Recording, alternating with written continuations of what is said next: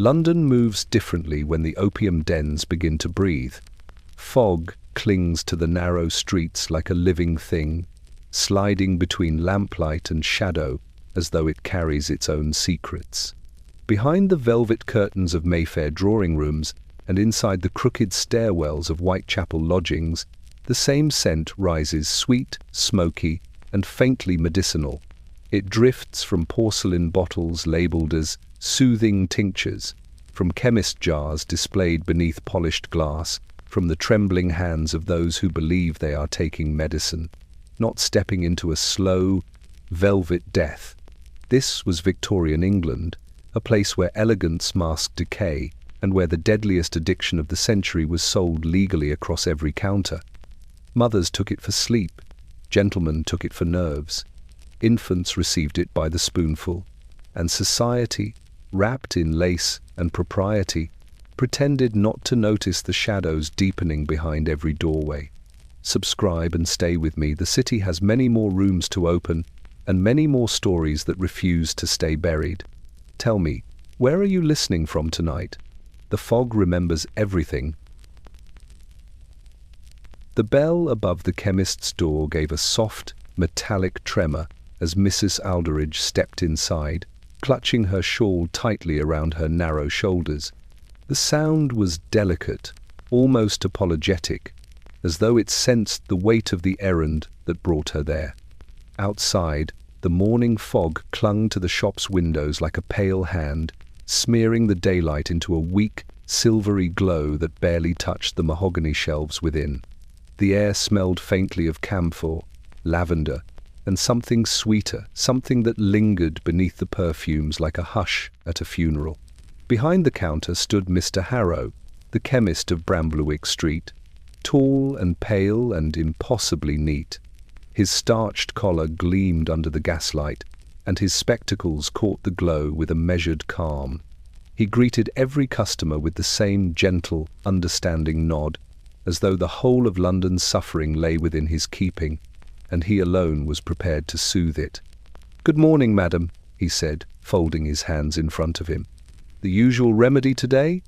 He spoke as though it were already waiting for her, bottled, corked, and ready to be carried home like a secret. For Mrs. Aldridge, this familiarity was a comfort. Her nights had been long and restless, her nerves trembling like strings in a cold draught.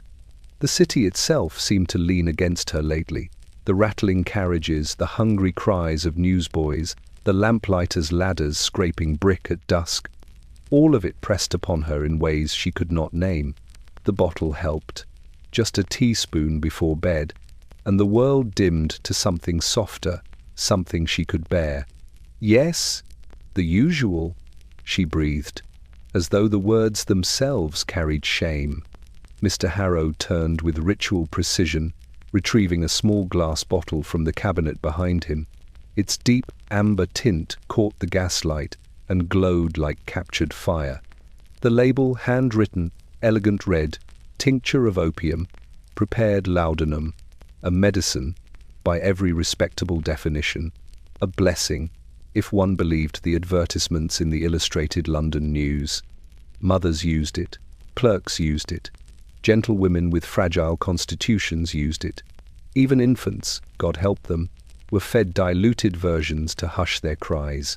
Still, the bottle felt heavier now as Mr. Harrow placed it on the counter between them. "You look a touch paler this week," he observed softly, as though noting the wilt of a houseplant. "Be certain not to exceed your measure. 1 or 2 drops more can unsettle the stomach." He always said this, always with the same tender concern, and always as he wrapped the bottle in crisp paper and tied it with twine. Mrs. Aldridge nodded, though she knew she had already exceeded her measure many times.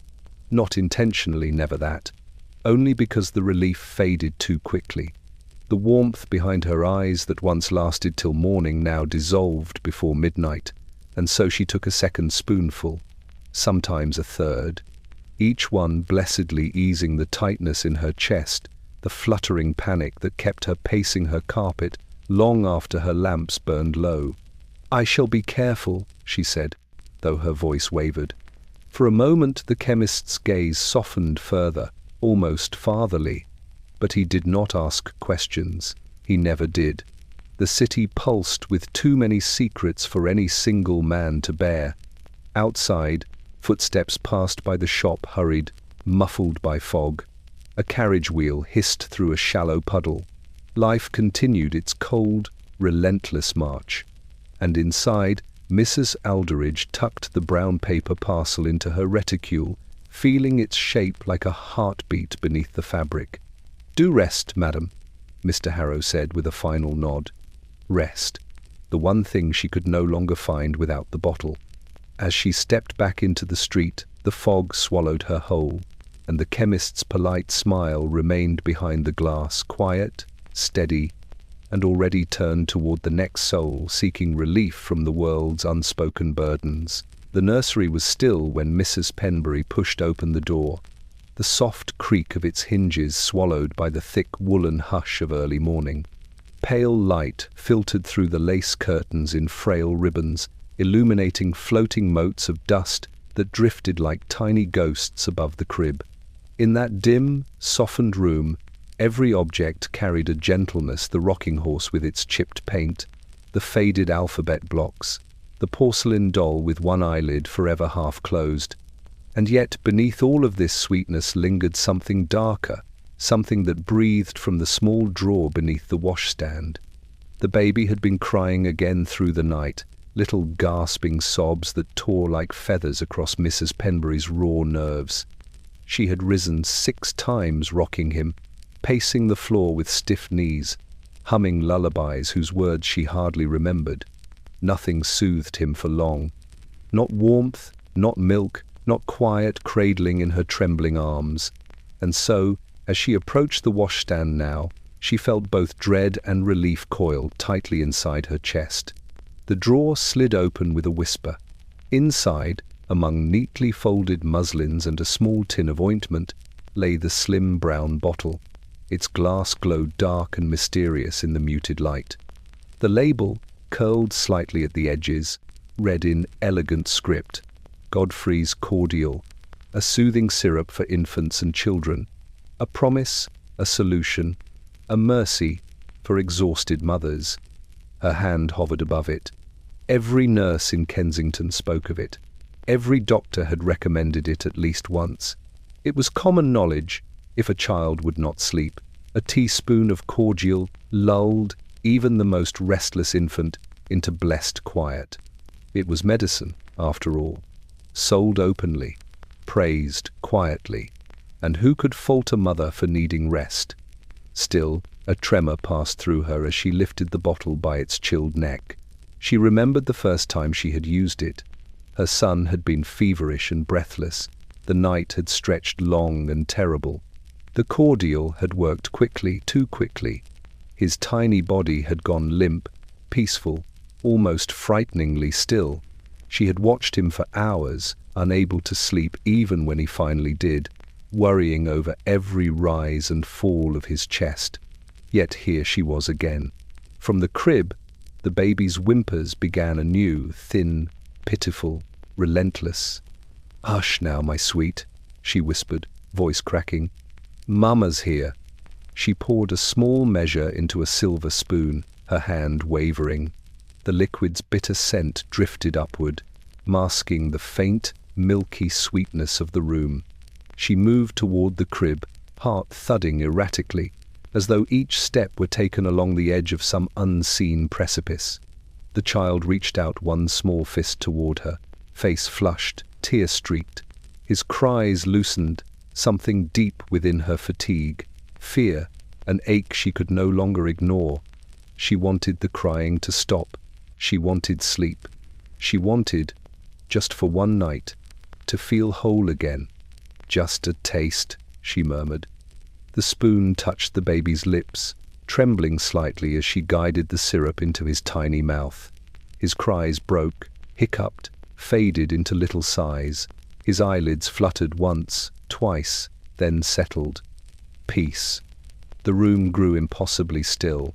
She leaned over him, brushing her fingers across his forehead. Relief washed over her like warm water, heavy and shame-laden. Only now did she notice the deep silence pressing against the walls, as though the whole house held its breath. There were mothers who used this syrup every night. She knew their names, saw their calm faces at church, heard their admiration for the chemists who sold such merciful remedies. Perhaps she was being too cautious, too fearful. Perhaps she was simply tired. But as she closed the drawer again, she felt a cold ripple up her spine. The bottle rested beneath the muslins like a small, waiting danger, harmless until used, deadly if trusted too much. She blew out the lamp, casting the nursery into soft half-light. For now, there was silence. For now, her child slept. But the cordial remained, patient and potent, tucked beneath the innocence of the nursery drawer, ready to return when exhaustion once again pressed a mother beyond her own breaking point.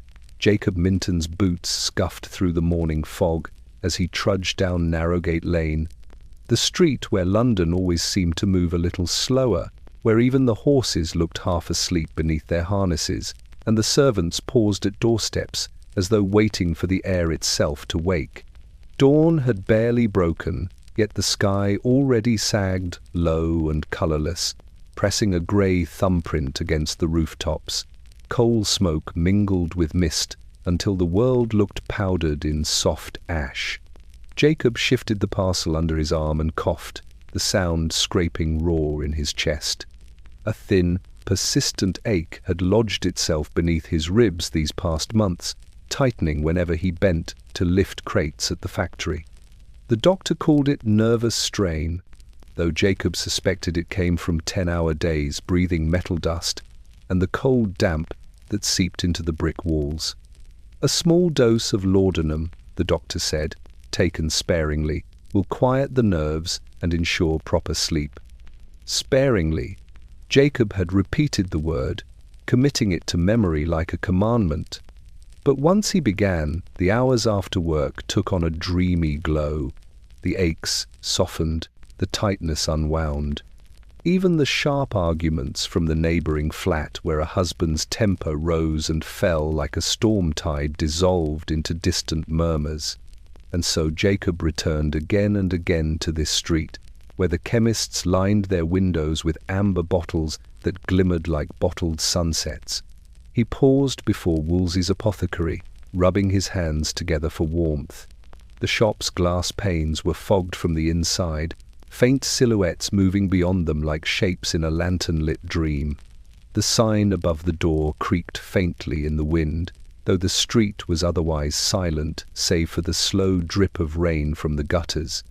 This stretch of Narrowgate was known among labourers for two things: its tincture shops and its uncanny hush. Even at midday, footsteps seemed muffled, conversations barely rose above whispers, and every passer-by appeared suspended in a private reverie. Some said it was the fog that caused it. Others said the street had been built upon an old burial ground where souls still lingered. But Jacob suspected a simpler explanation.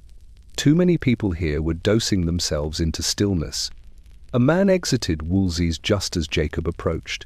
His coat was worn thin and his hat crooked, but his expression, soft, unfocused, carried that familiar half-dreaming glaze. He nodded absently, eyes drifting past Jacob as though he were looking through him rather than at him. Jacob stepped inside. Warmth enveloped him like a shawl. The air smelled of dried herbs, ground cinnamon, iodine, and that unmistakably sweet undercurrent, the one that clung to the throat, comforting and unsettling all at once. Shelves rose from floor to ceiling, packed with jars labelled in curling script: valerian, camphor, poppy extract, laudanum tincture. Behind the counter, Mrs. Wolsey wiped a mortar with deliberate care. "Back again, Mr. Minton?" she asked, her voice gentle as folded cloth. "The usual measure?" He nodded. "Only a little. Been having trouble sleeping, that's all." "Most people in this part of town do," she replied, and he could not tell whether it was sympathy or something darker that softened her tone.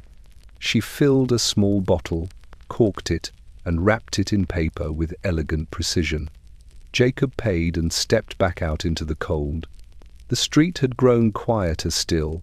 A carriage rolled by at a strange, unhurried pace, its wheels cutting softly through puddles. Further down, a seamstress stood frozen at her shop door, hands clasped, her eyes distant and glazed. 2 doors away, a butcher swept the threshold of his stall, though his motions were slow, almost idle, as if he'd forgotten what he meant to do between one breath and the next. Jacob felt it then, truly felt it. The entire lane seemed caught inside a great slow exhale. Time did not halt here, but it stretched, thinned, and softened like syrup dripping from a spoon. He tucked the bottle into his coat, a quiet warmth settling against his chest. And as he walked home through the syrup-thick fog, Jacob realized the truth of the street where time slowed. It wasn't the fog. It wasn't the chill. It wasn't even superstition. It was the tincture. Always the tincture. Warming pockets, slowing hearts, softening the edges of a city that could grind a man down to dust. And Narrowgate Lane drank it all in drop by shimmering drop. The bell of St. Brigid's had long stopped tolling when Lady Eleanor Whitcomb finally slipped from her bed, her silk nightdress whispering against the polished floorboards as she moved. Midnight had settled upon the Whitcomb townhouse like a velvet glove, soft yet suffocating, pressing the world into a darkness that glowed only where the gas lamps flickered in their wall sconces. Outside, the city slumbered under a thick quilt of fog, but inside her second-floor chamber, Eleanor felt anything but at rest.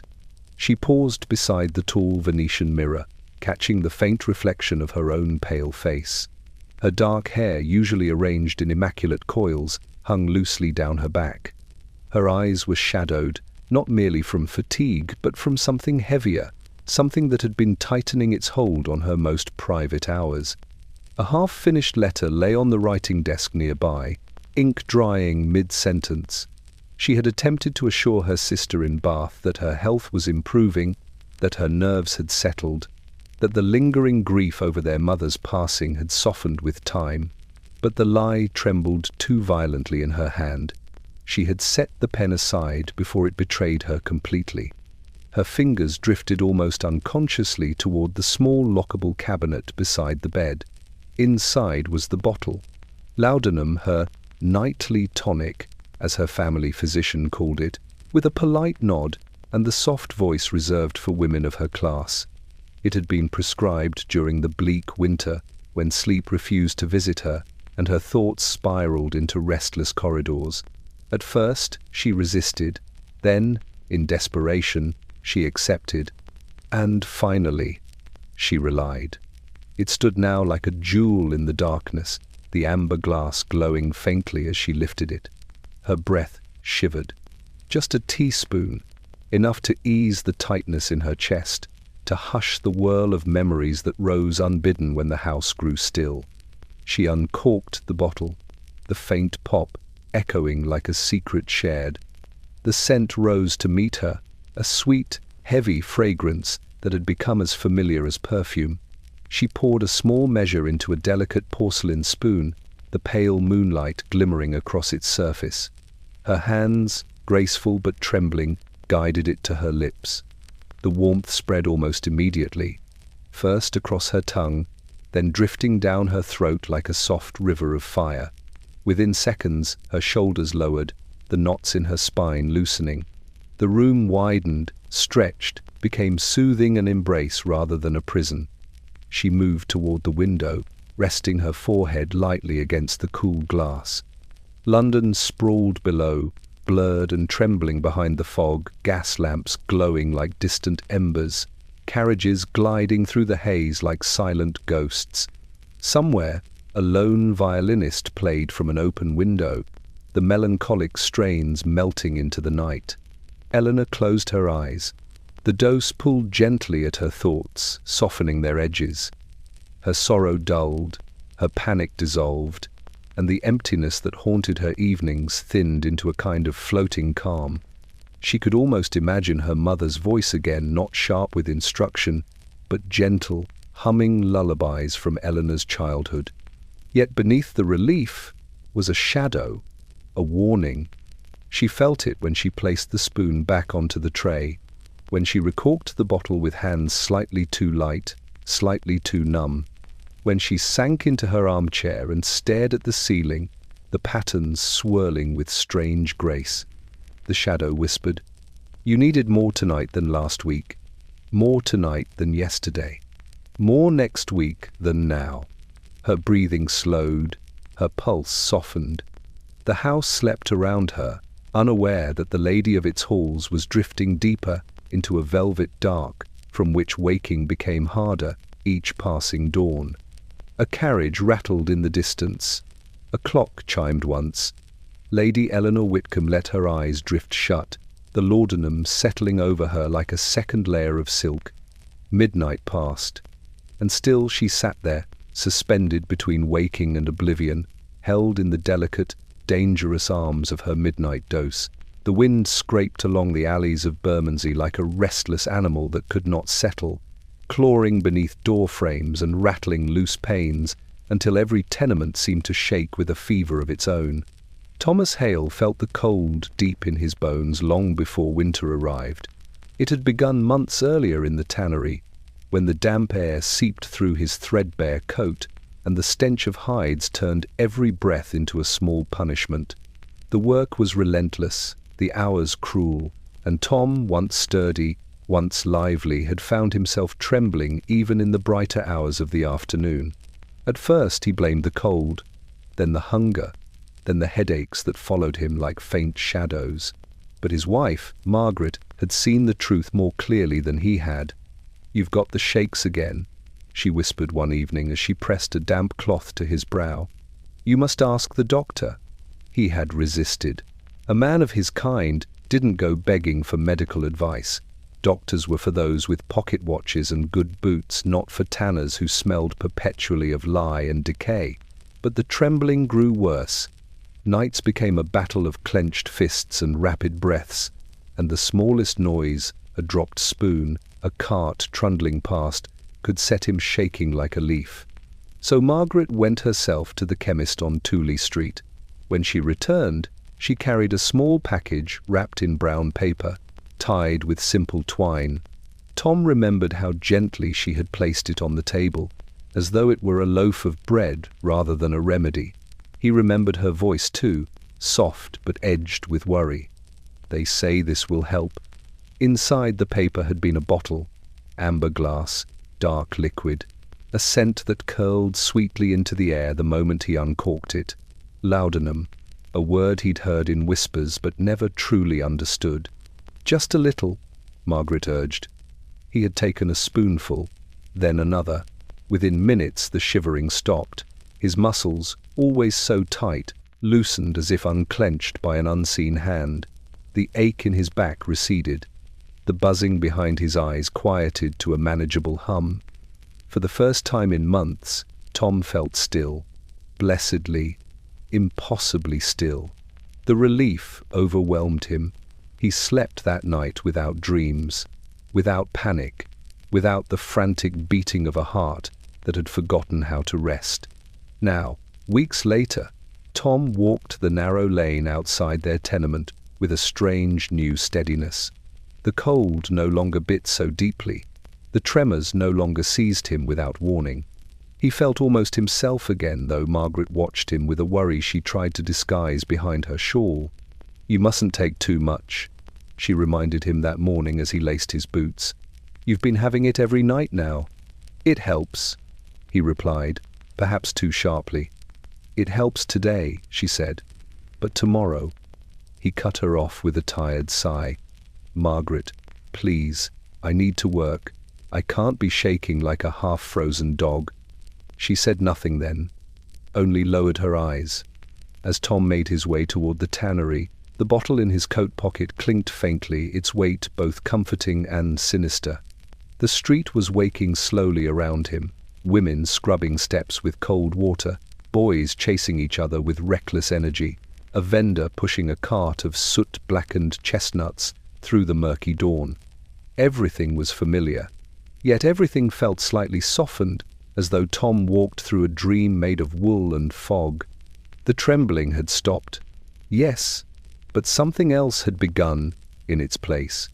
He noticed it when he touched the bottle too often, when he thought of it in the middle of the workday, when each evening's dose needed to be a fraction larger than the night before to grant him the same blessed stillness. He ignored the warnings, ignored the tightening knot of fear in Margaret's voice, ignored even the persistent buzzing thought that perhaps the cure was rewriting his hunger, his nerves, his very sense of himself.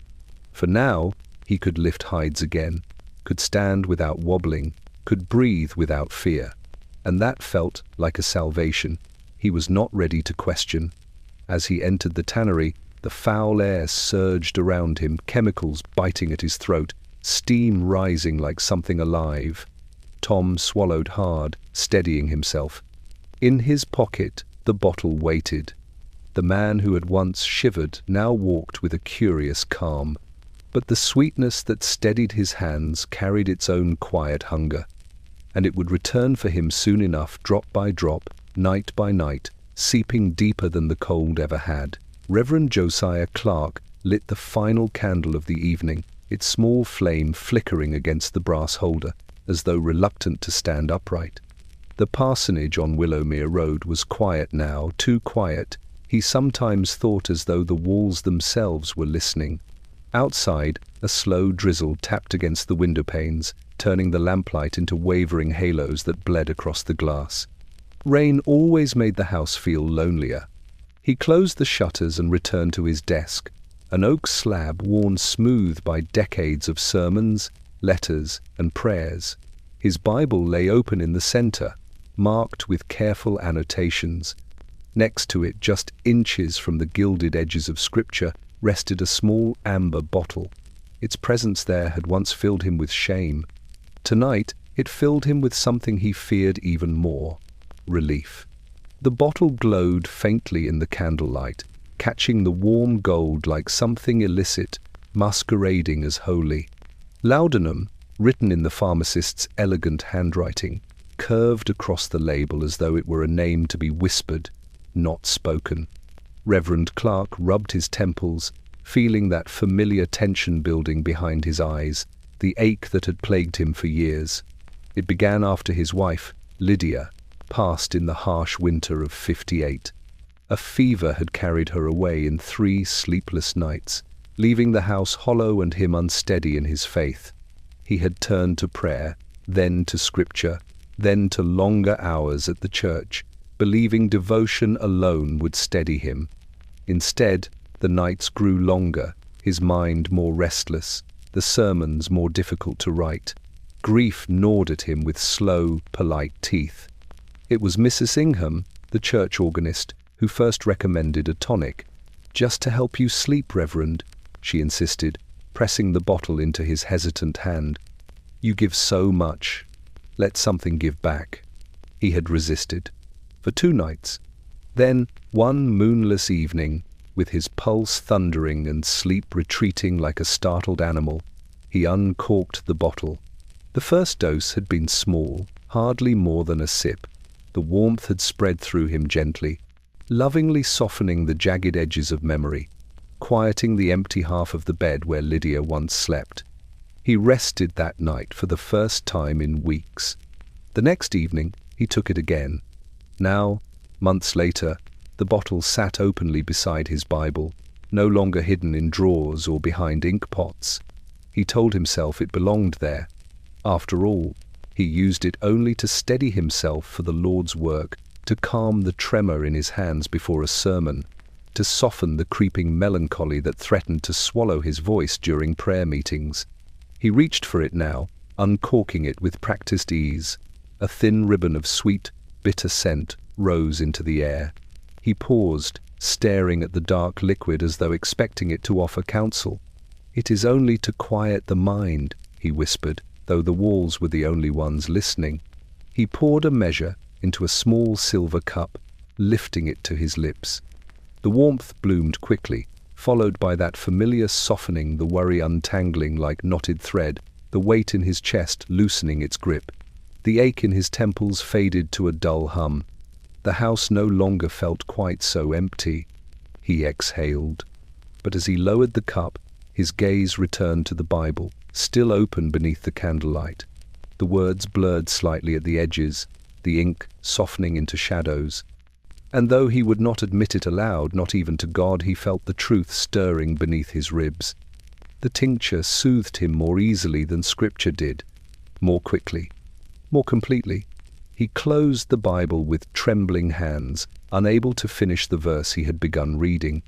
Outside, the rain continued its quiet tapping, steady and persistent, like a reminder that something inside the house was shifting, drop by sweetened drop. The bottle remained beside the Bible, glowing faintly in the candlelight. One offering comfort to the soul, the other offering silence to the mind. And on most nights now, Josiah Clark reached for the silence first. The lantern outside Weber & Sons' apothecary burned long after most of Chapel Row had surrendered to sleep. Its glass panes, fogged from the night's damp, cast trembling halos across the street, soft pools of amber that clung to the cobblestones like spilled honey. Every few seconds, a bead of condensed moisture slid down the lantern's rim and fell with a delicate tick, a sound too small for the restless city to notice, but unmistakable to those who waited beneath it. People gathered there before dawn. They always did. It began quietly, the way most epidemics do, not with panic or proclamation, but with a slow, creeping need that spread from house to house like shared gossip. And so, each morning, a line formed beneath the lantern's glow. Pale faces, trembling hands buried in coat pockets, shawls drawn tightly around thin shoulders. A butcher's wife, a railway clerk, a widower still wearing his late wife's locket. They stood in the silence of Chapel Row, listening to the drip of the lantern, while waiting for the apothecary's key to turn in the lock. Some arrived before the lamplighter finished his rounds, long before the birds began their cautious morning chirps. Even the fog seemed reluctant to settle among them, hovering just above their heads as though aware that these gatherings were not natural, not healthy, not meant to be seen in gaslight. At the very front of the queue stood Miss Harriet Lovell, her gloved hands pressed together as if in prayer. She had once been known on the street for her cheerful greetings, her brisk stride, her bright blue bonnet. Now she kept her head bowed, her bonnet plain, her eyes dulled by nights without rest. She had not slept through a full evening in months, not since the neuralgic pain began its unrelenting assault. Laudanum was the only reprieve, and even that relief grew shorter with each passing week. Behind her stood Mr. Cranford, a man whose heavy wool coat hid a frame grown thinner since spring. His cough rattled through the morning silence like coins dropped into a metal tray. He dabbed at his mouth with a handkerchief, careful not to let the others see the faint red stain blooming at its center. He, too, waited for his bottle, only for the pain, he insisted to anyone who asked, though no one did any more. The apothecary, Mr. Edwin Weber, arrived precisely at 6. His boots clicked smartly against the stones as he approached, his breath curling in front of him like a thin veil. He looked tired, worn, though he carried himself with the kind of calm professionalism expected of a man whose shelves held both salvation and ruin. "Good morning," he said quietly, bowing his head to the waiting crowd. No one responded, not out of rudeness, but because speaking seemed too great an effort. He unlocked the door, and the bell above it chimed with its usual soft, melancholy note. The customers shuffled in one by one, drawn toward the warm glow of the interior like moths seeking the gentlest, sweetest flame. Inside, the air smelled of lavender, spirits of ammonia, ink, and most distinct of all, the heavy syruped scent of opium tincture. Mr. Weber lit the lantern inside the shop, the flame catching in his eyes for a trembling instant. As the first customer approached the counter, he paused, glancing at the line that continued to grow outside. Some waited with shaking hands. Others stared into nothing, pulsing in and out of private dreams. He noticed them all, He always did. But he never asked questions. Instead, he reached for the familiar brown bottles, arranged neatly behind him. "Your usual measure, Miss Lovell," he murmured. Her fingers brushed the counter, thin and trembling. "Bless you," she whispered, though her voice quivered with both gratitude and fear. Behind them, the lantern outside continued its slow, rhythmic dripping each drop, marking another moment in which Chapel Row held its breath, suspended between the soft promise of relief and the quiet certainty of decline. The apothecary's lantern never went out now, and neither did the need that gathered beneath it, morning after morning, in a city drifting ever deeper into its sweet, silent addiction. The studio on Brook Hollow Lane smelled of linseed oil, turpentine, and something sweeter, the faint, cloying burn of laudanum that hovered in the air like a perfume unfurled from the past night's dreams. Elias Wren had left the skylight cracked open to the morning fog, though little light managed to pierce the heavy grey mass above London. What filtered through was soft and pearled, turning the room into a vast, muted chamber where colours seemed to hold their breath. Elias sat before his easel, brush in hand, staring at the canvas as though expecting it to speak.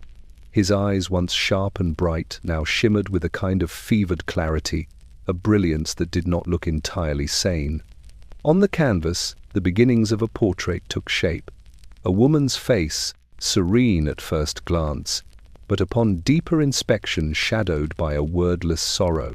Her eyes held secrets Elias himself had not yet named.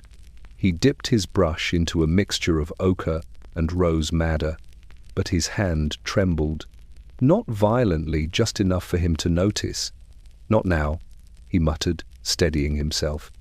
It wasn't nerves, it was the after-tremor, the echo of last night's dose slipping out of his bloodstream like a tide retreating from the shore. On the small table beside him stood the bottle amber glass, half full, cork left slightly askew. The laudanum glinted within like a captured sunset. He had sworn he would not take more until evening. He had told himself he needed clarity, not dreams. But since he had begun relying on it, clarity came only after the tincture loosened the knots in his thoughts. He rose, pacing the studio floor, stepping around canvases stacked like neglected children, each one bearing the trace of nights when creativity bordered on hallucination. The first time he used laudanum, it had been at the insistence of his patron, Lord Fenwick, an impatient, restless man who wanted genius produced on demand. "It will calm the mind," Fenwick said, pressing the small bottle into Elias's palm during a supper party where conversation buzzed and glittered around them. "A touch of it helps one see more vividly." See more vividly. That phrase had lodged itself in Elias's skull like a seed, and when he took his first dose later that night alone, in the shadowed cocoon of his studio, the world indeed sharpened.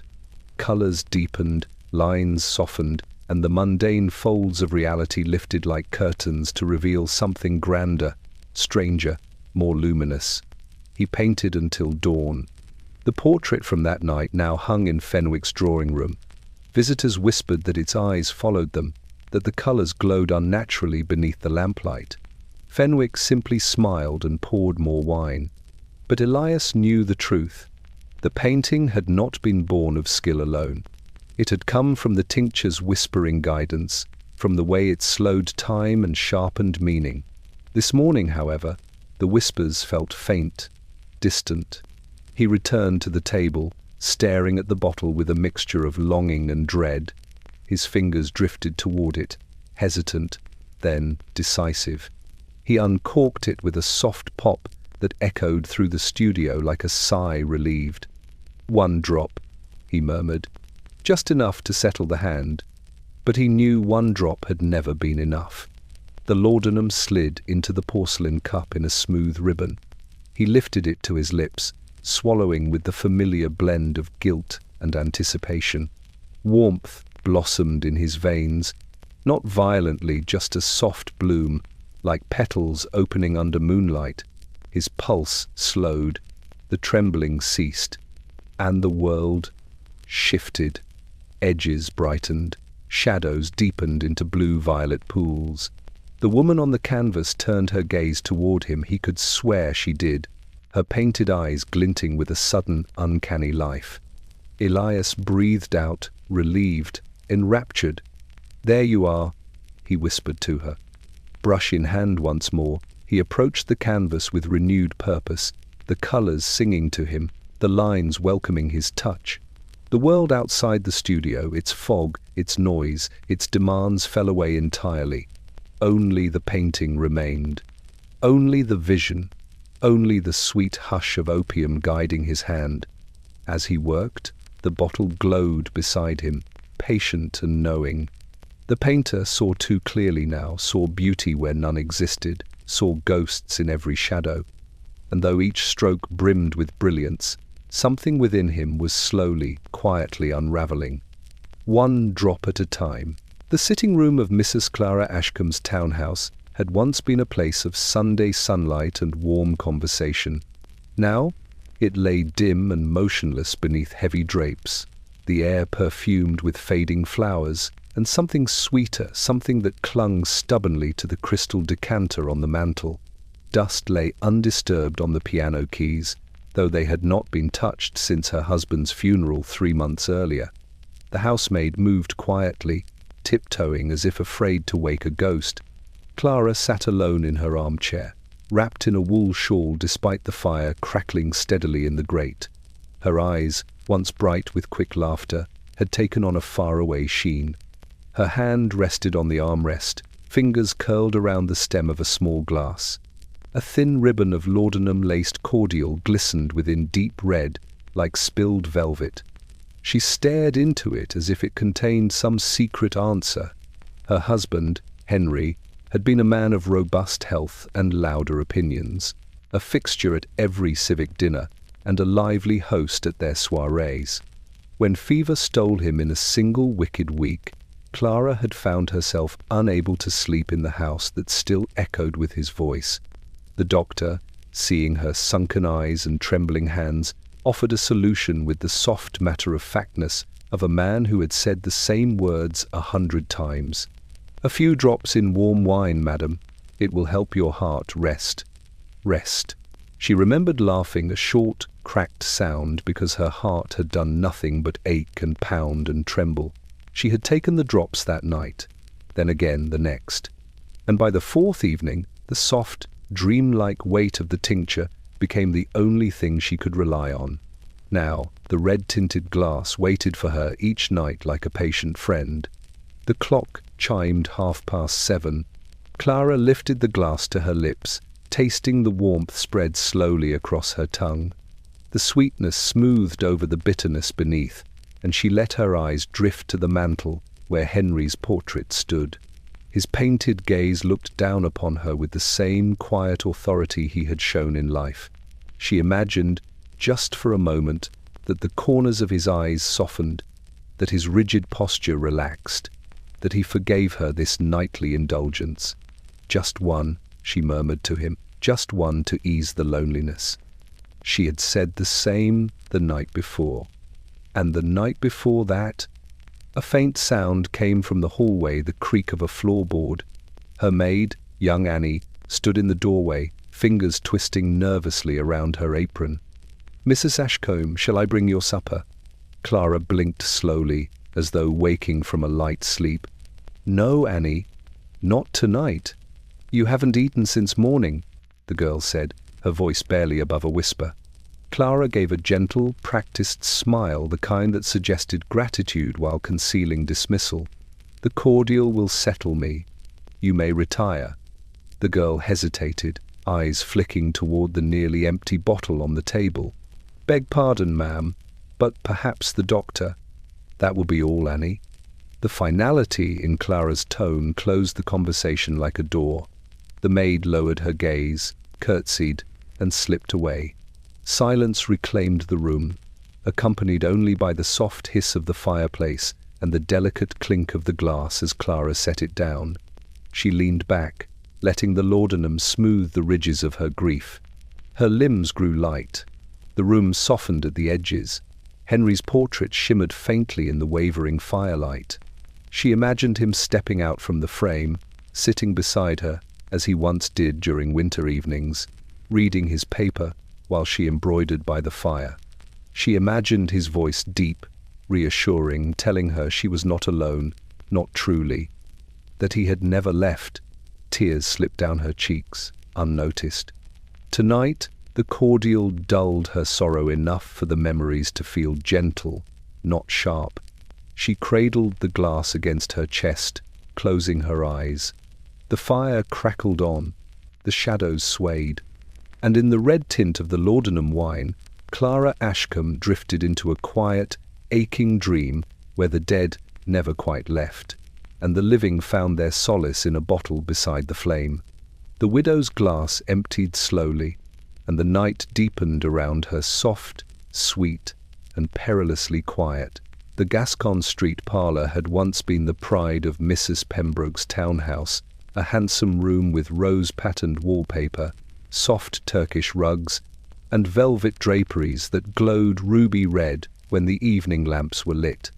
In better years, it had hosted lively card games, light gossip over tea, and the occasional piano recital when Mrs. Pembroke's niece visited from Surrey.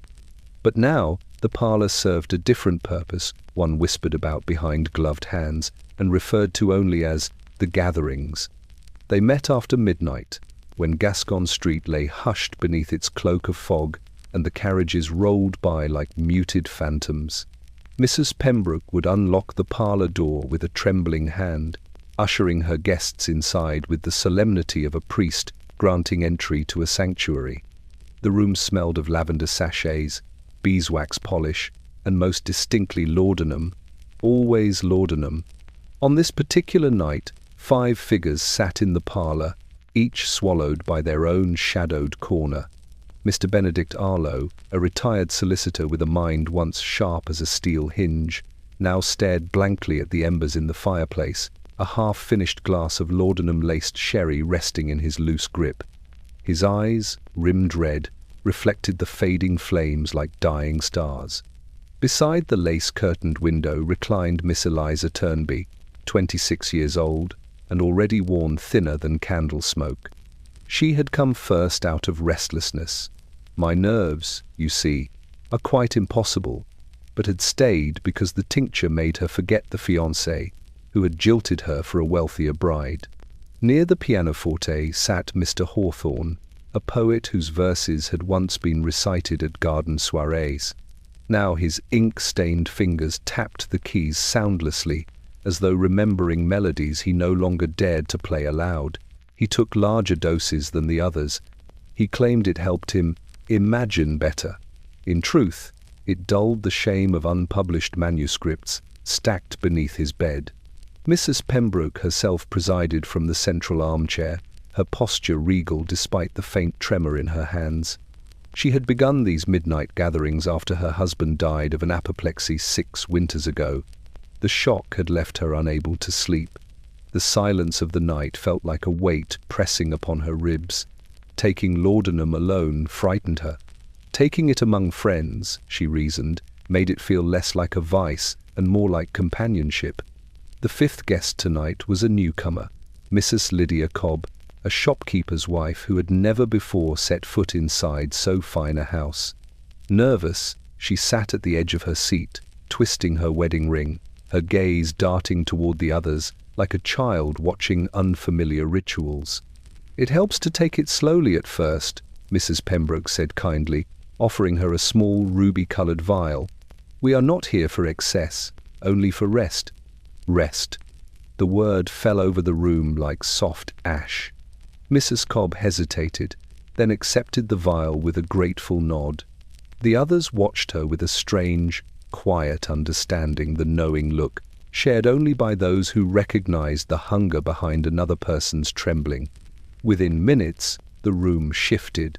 The air grew thicker, warmer. The lamplight blurred into soft halos. Conversation, if the slow murmur of half-finished thoughts could be called, such wove lazily through the air. Mr. Arlo recited fragments of legal cases from decades past. Miss Turnby laughed at jokes no one had fully spoken. Mr. Hawthorne stared at the ceiling, as though waiting for inspiration to fall from its plastered patterns. Mrs. Cobb, new to the tincture's embrace, felt the world loosen around her, her anxieties slipping down her spine like shed garments. "Is this," she began, voice dreamy, "how it always feels?" Mrs. Pembroke smiled, though the corners of her eyes carried the weight of a truth she would not speak. "It is," she whispered, "and it is why none of us sleeps, because sleep felt too distant now, too mundane, too unkind." In the parlor, time softened, hours stretched like silk ribbon. The fire burned low, but no one rose to feed it. They simply remained drifting, suspended, lulled into a waking dream where troubles dissolved, and the world asked nothing of them. Outside, dawn crept slowly toward the horizon, unnoticed by those within. Gascon Street began to stir milk carts, chimney sweeps, early labourers, but the parlour remained sealed in its own opiated twilight.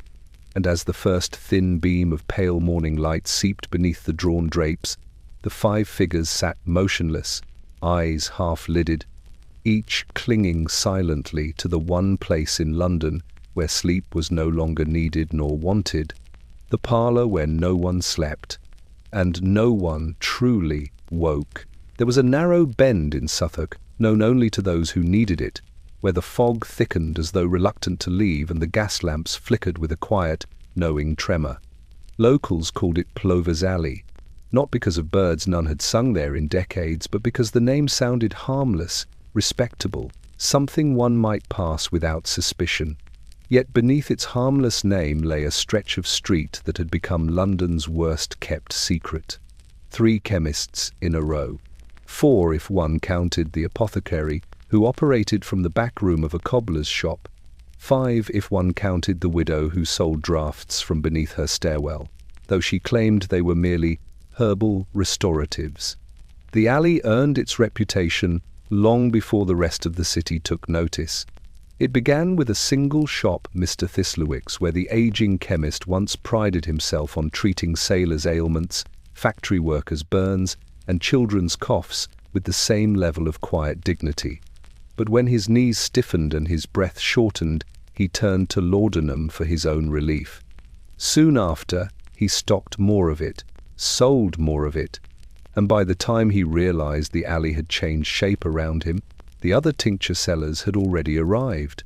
The morning began the same way it always did. A milk cart rattled past the alley's entrance, its wheels sending up a shiver through the cold air.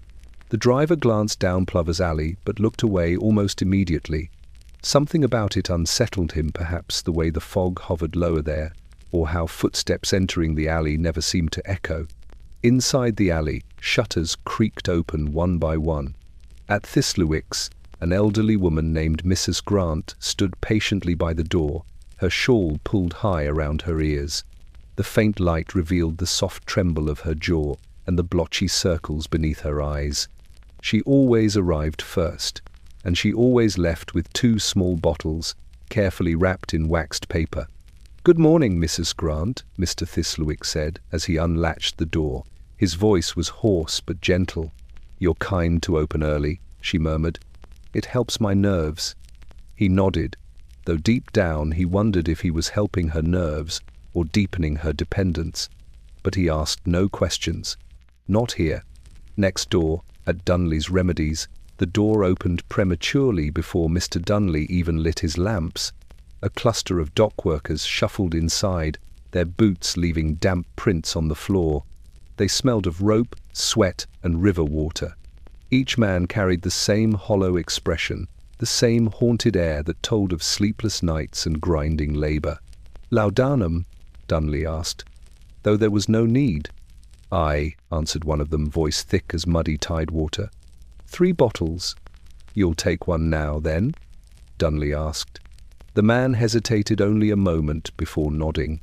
Further down the alley, Mrs. Vale, known simply as Mother Vale, leaned out her window, her greying braid hanging over her shoulder as she whispered to a cluster of younger women gathered in her doorway. She sold her tinctures with the tenderness of a midwife, stroking their arms, soothing them with soft words as she slipped her bottles into their palms. "It's the softer kind," she promised. "Won't make you sick like the others do." But the truth was simpler. All tinctures made them sick, eventually, just in different ways. By mid-morning, Plover's Alley was alive in its own unnatural way. People entered with hurried steps and left slowly, drifting, softened, as though the alley were some great creature, exhaling a drowsy breath upon all who passed through. A constable once attempted to walk down the alley with purpose, his boots crisp and polished, his chin held high. He had lasted precisely 12 minutes before his posture sagged and his gaze dulled, overwhelmed by the sheer weight of human desperation pressing in from all sides. He left without making a single inquiry. No one returned to enforce order. The city had many problems, but the quiet craving of Plover's Alley was one it preferred to overlook, for who could condemn the weary for seeking comfort? As twilight approached, the lamps were lit again. The alley glowed like a row of amber hearths in the heart of a shivering city. Bottles changed hands, coins clinked against counters, and the fog, thick and almost sweet now, hugged the stones like a veil. The alley of tincture shops thrived not because it was hidden, but because its truth was whispered in every drawing room, factory floor, and tenement bed. Pain was a constant. Sleep was a stranger. And laudanum, warm, soft, forgiving, was the only friend who never asked anything in return. No wonder Plover's Alley never slept. And no wonder so many Londoners found their way there, drawn by need, by habit, by despair, into the street that smelled of opium and rain and quiet ruin. The Emery and Sons textile mill loomed over the river like a hulking beast of iron and brick, its long rows of windows flickering with pale light, even before dawn. The morning whistle shrieked through the mist, a thin metallic cry that sliced across the water and forced London's weary labourers to gather at its doors. Inside, the factory floor pulsed with a heat that defied the season, humid, damp, and thick with the smell of oil, steam, and human breath. It was the kind of heat that did not warm so much as suffocate. Lydia Warren stood among the line of workers, fingers numb despite the warmth inside the building. She had worked the loom machines since she was 15, her hands quick, obedient, precise. But the fever that had begun in early spring never quite left her bones. It lingered like a ghost in her blood, rising and falling with the demands of the day. By late afternoon, her legs shook so violently she feared they might give out beneath her. "You've the look of someone who hasn't slept," murmured Mrs. Codd, a stout woman with grey hair tied in a severe knot. She paused beside Lydia's machine, wiping sweat from her brow. "Did the tonic help you last night?" Lydia hesitated. She didn't want to confess that she had taken more than she'd meant to, that the single spoonful the doctor prescribed barely took the edge off, forcing her to reach for a second, or that the warmth the tincture provided came with a fog that lasted well into morning. "A little," she lied. "Enough to keep me upright." Mrs. Codd nodded knowingly. "It does that much, at least." The machines roared to life, shaking the wooden floorboards with mechanical thunder. Giant belts whirled overhead, clacking, spinning, tugging the looms into their relentless rhythm. Workers shouted to be heard, but their voices vanished beneath the noise. Lydia bowed her head and began her motions: thread, pull, adjust, repeat, her fingers dancing with the numb precision of habit. Hours slipped by unnoticed. Her fever rose, settling behind her eyes with a pulsing ache. Sweat clung to her skin, her breath turned shallow, the heat and motion pressed upon her like 1,000 invisible hands. She nearly fainted before midday. When the foreman finally announced a short break, Lydia stumbled toward the far corner of the room where barrels of lukewarm water stood. She splashed her face, hoping the shock would steady her. But her reflection in the rippling surface startled her. Cheeks unnaturally flushed, pupils wide and shimmering, a strange lethargy softening her features. Her hand drifted toward her apron pocket. Inside, wrapped in cloth, was the small bottle she had begun bringing with her, only in emergencies. She had insisted to herself. But every day felt like an emergency now. Every hour stretched longer than the one before. She uncorked it with trembling fingers. Just a drop, she told herself. Just enough to still the fever and silence the shaking. The laudanum slid down her throat like liquid sleep. Within seconds her limbs loosened, her mind cooled, and the fever's grip slipped enough for her to rise again. The relief was intoxicating. But the cost came moments later, when the looms resumed their drum-like clatter, and Lydia found herself working through a haze. Her movements felt suspended in water, slowed though still technically precise. She missed a thread, then another. The machine snapped at her fingers with a whip-like sting. "Lydia!"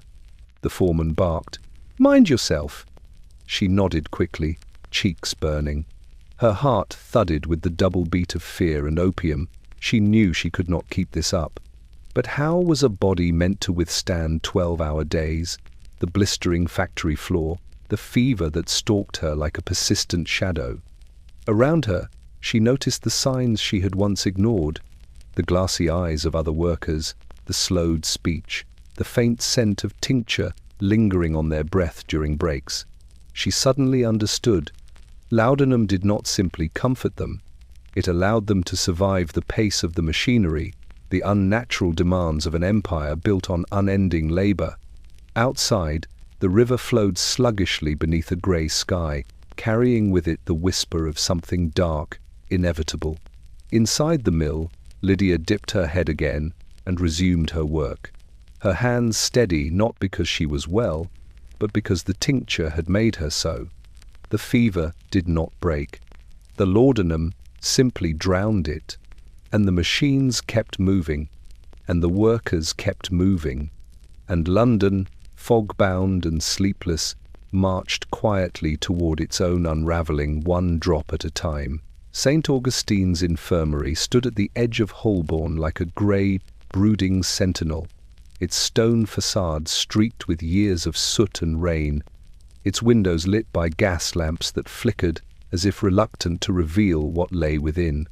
By day, the hospital bustled with orderly chaos, carriages arriving with groaning patients, nurses hurrying through corridors with basins and bandages, the low hum of suffering woven into every footstep. But it was at night, when the city's noise dimmed and the corridors stretched long and hollow, that the true character of St. Augustine's revealed itself. In the men's ward, 40 beds lined the walls in 2 rigid rows, each separated by a narrow gap through which the nurses glided like pale phantoms. The gas lamps glowed low and feverish, casting the patients' shadows long against the tiled floors. And from every bed, every single bed, rose the soft, rhythmic groans of pain, some from broken limbs, some from fevers, some from consumption, coughing delicate threads of blood into their handkerchiefs, but a growing number from something quieter, something the doctors debated in low voices. In bed 13 lay Mr. Alston, a clerk who had collapsed at his desk after months of sleepless nights and gnawing stomach cramps. The doctor diagnosed nervous exhaustion, though the half-empty bottle found in his coat pocket had provided the truer explanation. Laudanum, heavy dosing, far more than prescribed. He trembled beneath the sheets now, teeth chattering despite the warm room.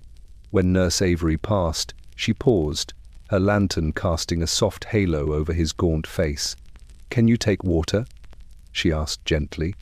His reply was barely a whisper. "No, only the tincture." Her expression tightened, the faintest crease of pity, or was it dread, touching her brow before she smoothed it away. "No more tincture tonight," she murmured. "The doctor forbids it."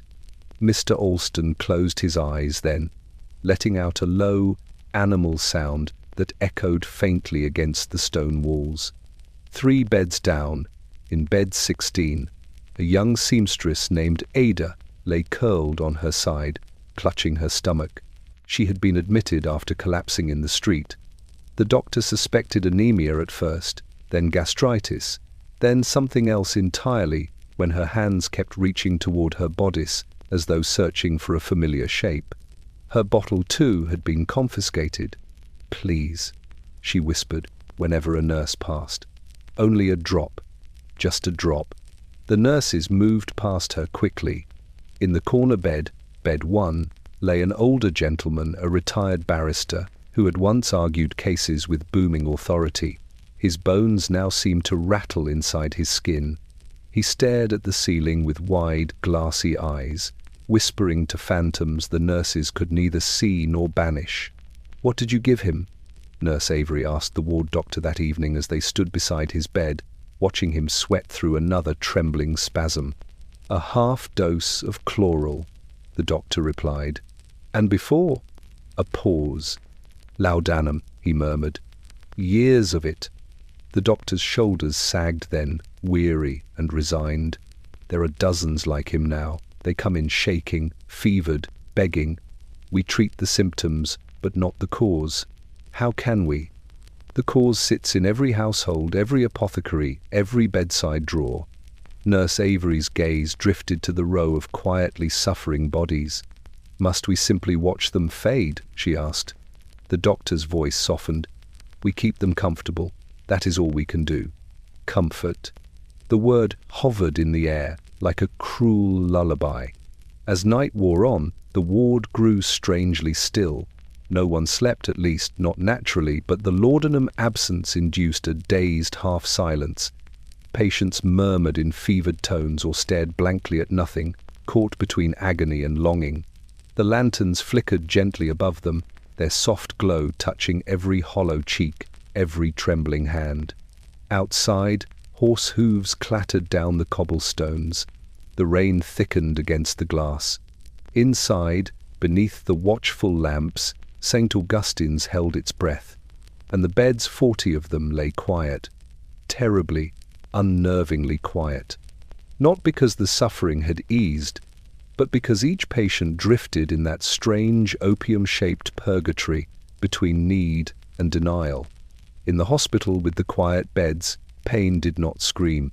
It whispered, it beckoned, it waited, and the city's darkest addiction unfolded, not in the slums or the parlors, but here beneath white sheets, beneath medical charts, beneath the gentle hands of nurses who could soothe everything except the hunger laudanum left behind.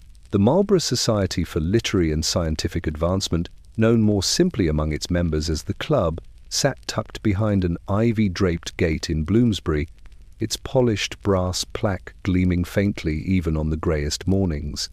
Once, it had been a gathering place of sharp minds and sharper debate.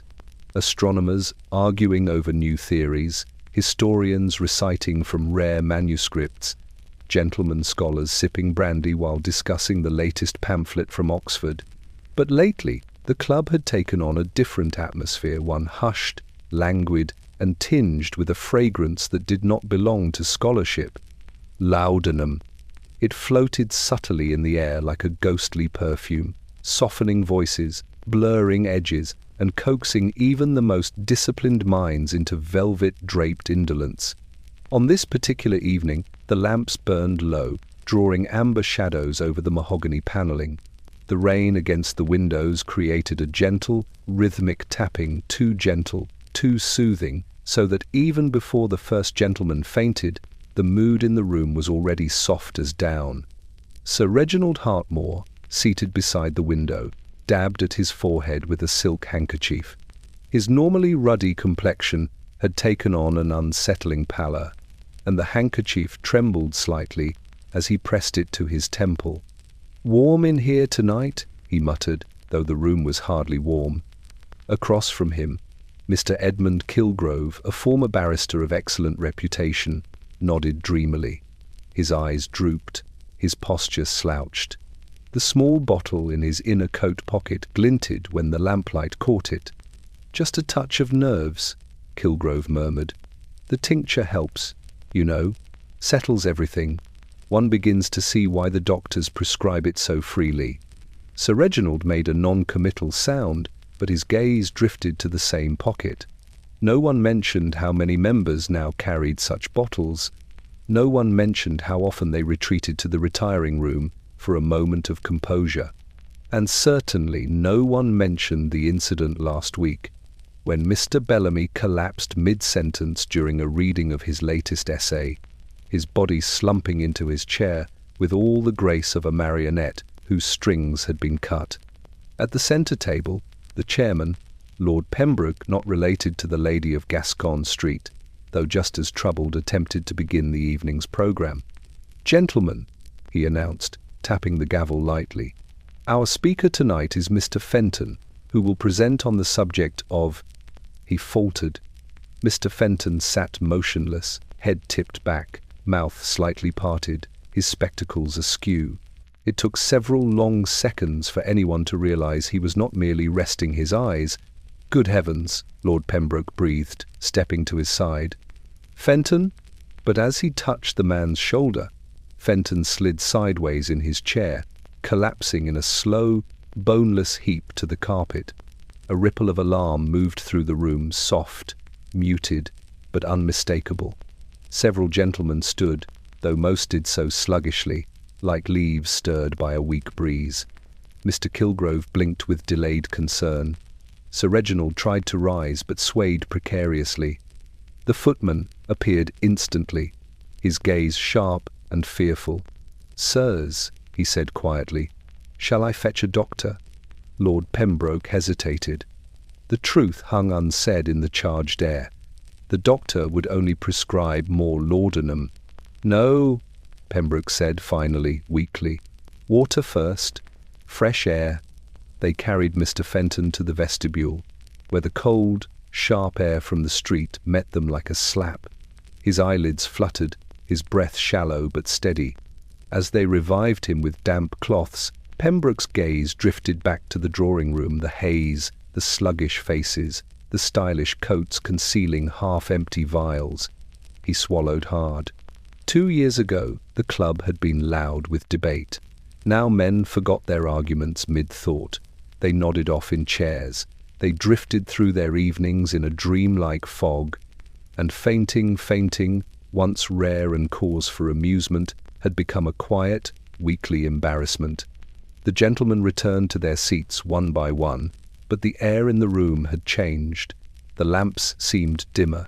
The lingering scent of opium seemed stronger. Sir Reginald leaned back in his chair, breathing unsteadily. "Perhaps," he murmured, "perhaps this life asks too much of us." Kilgrove nodded. "The tincture eases the burden." Outside, the rain thickened into a heavy, muffling curtain. Inside, the club of the fainting gentlemen resumed its evening, its members sinking gently into velvet chairs, breath loosening, eyes glazing, minds slipping into that soft, deceptive embrace. The debates were forgotten, the essays unread, the brilliance dimmed, and the laudanum, quiet, patient, and ever welcoming, filled the room as completely as the fog outside.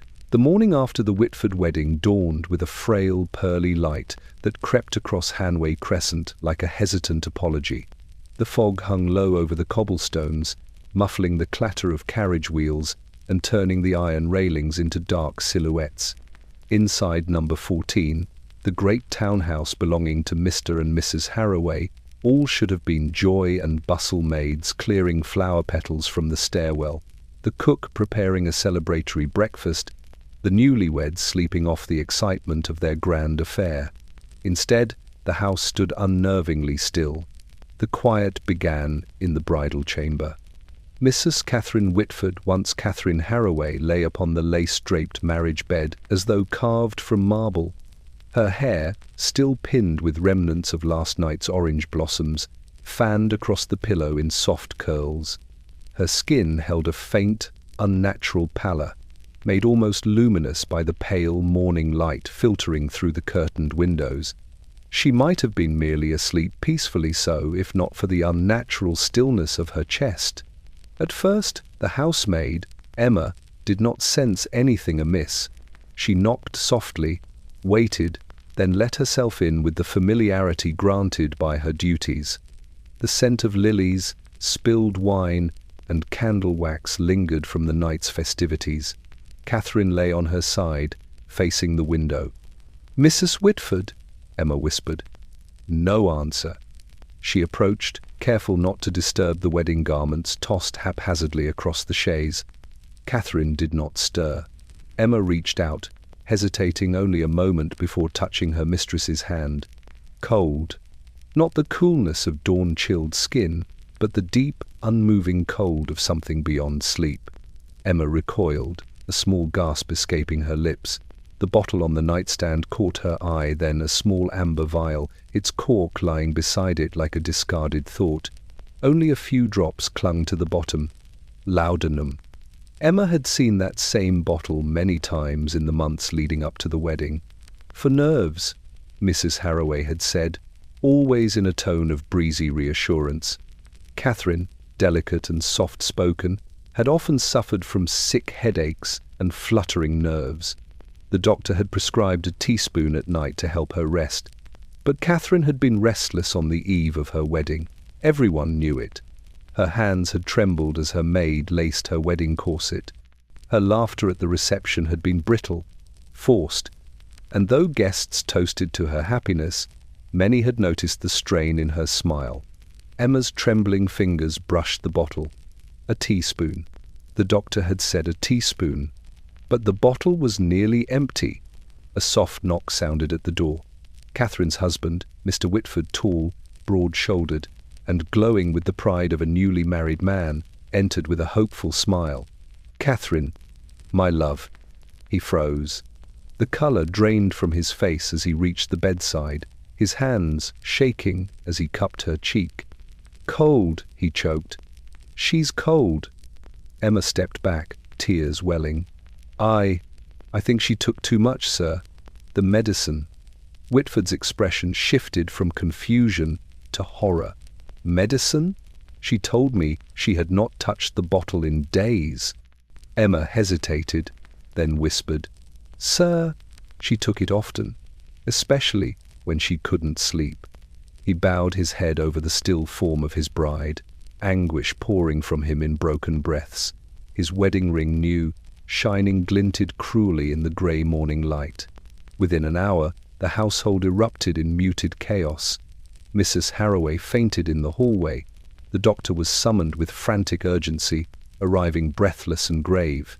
He examined Catherine with professional detachment, though his voice faltered when he finally spoke. "It appears her heart slowed," he said. "Too much laudanum." Her body simply yielded, as though surrendering were a gentle thing. Word spread through the neighbourhood by afternoon. Some clucked their tongues, whispering that delicate brides were prone to fainting, to nerves, to tragic romantic ailments. Others, more observant, noted the unmistakable truth.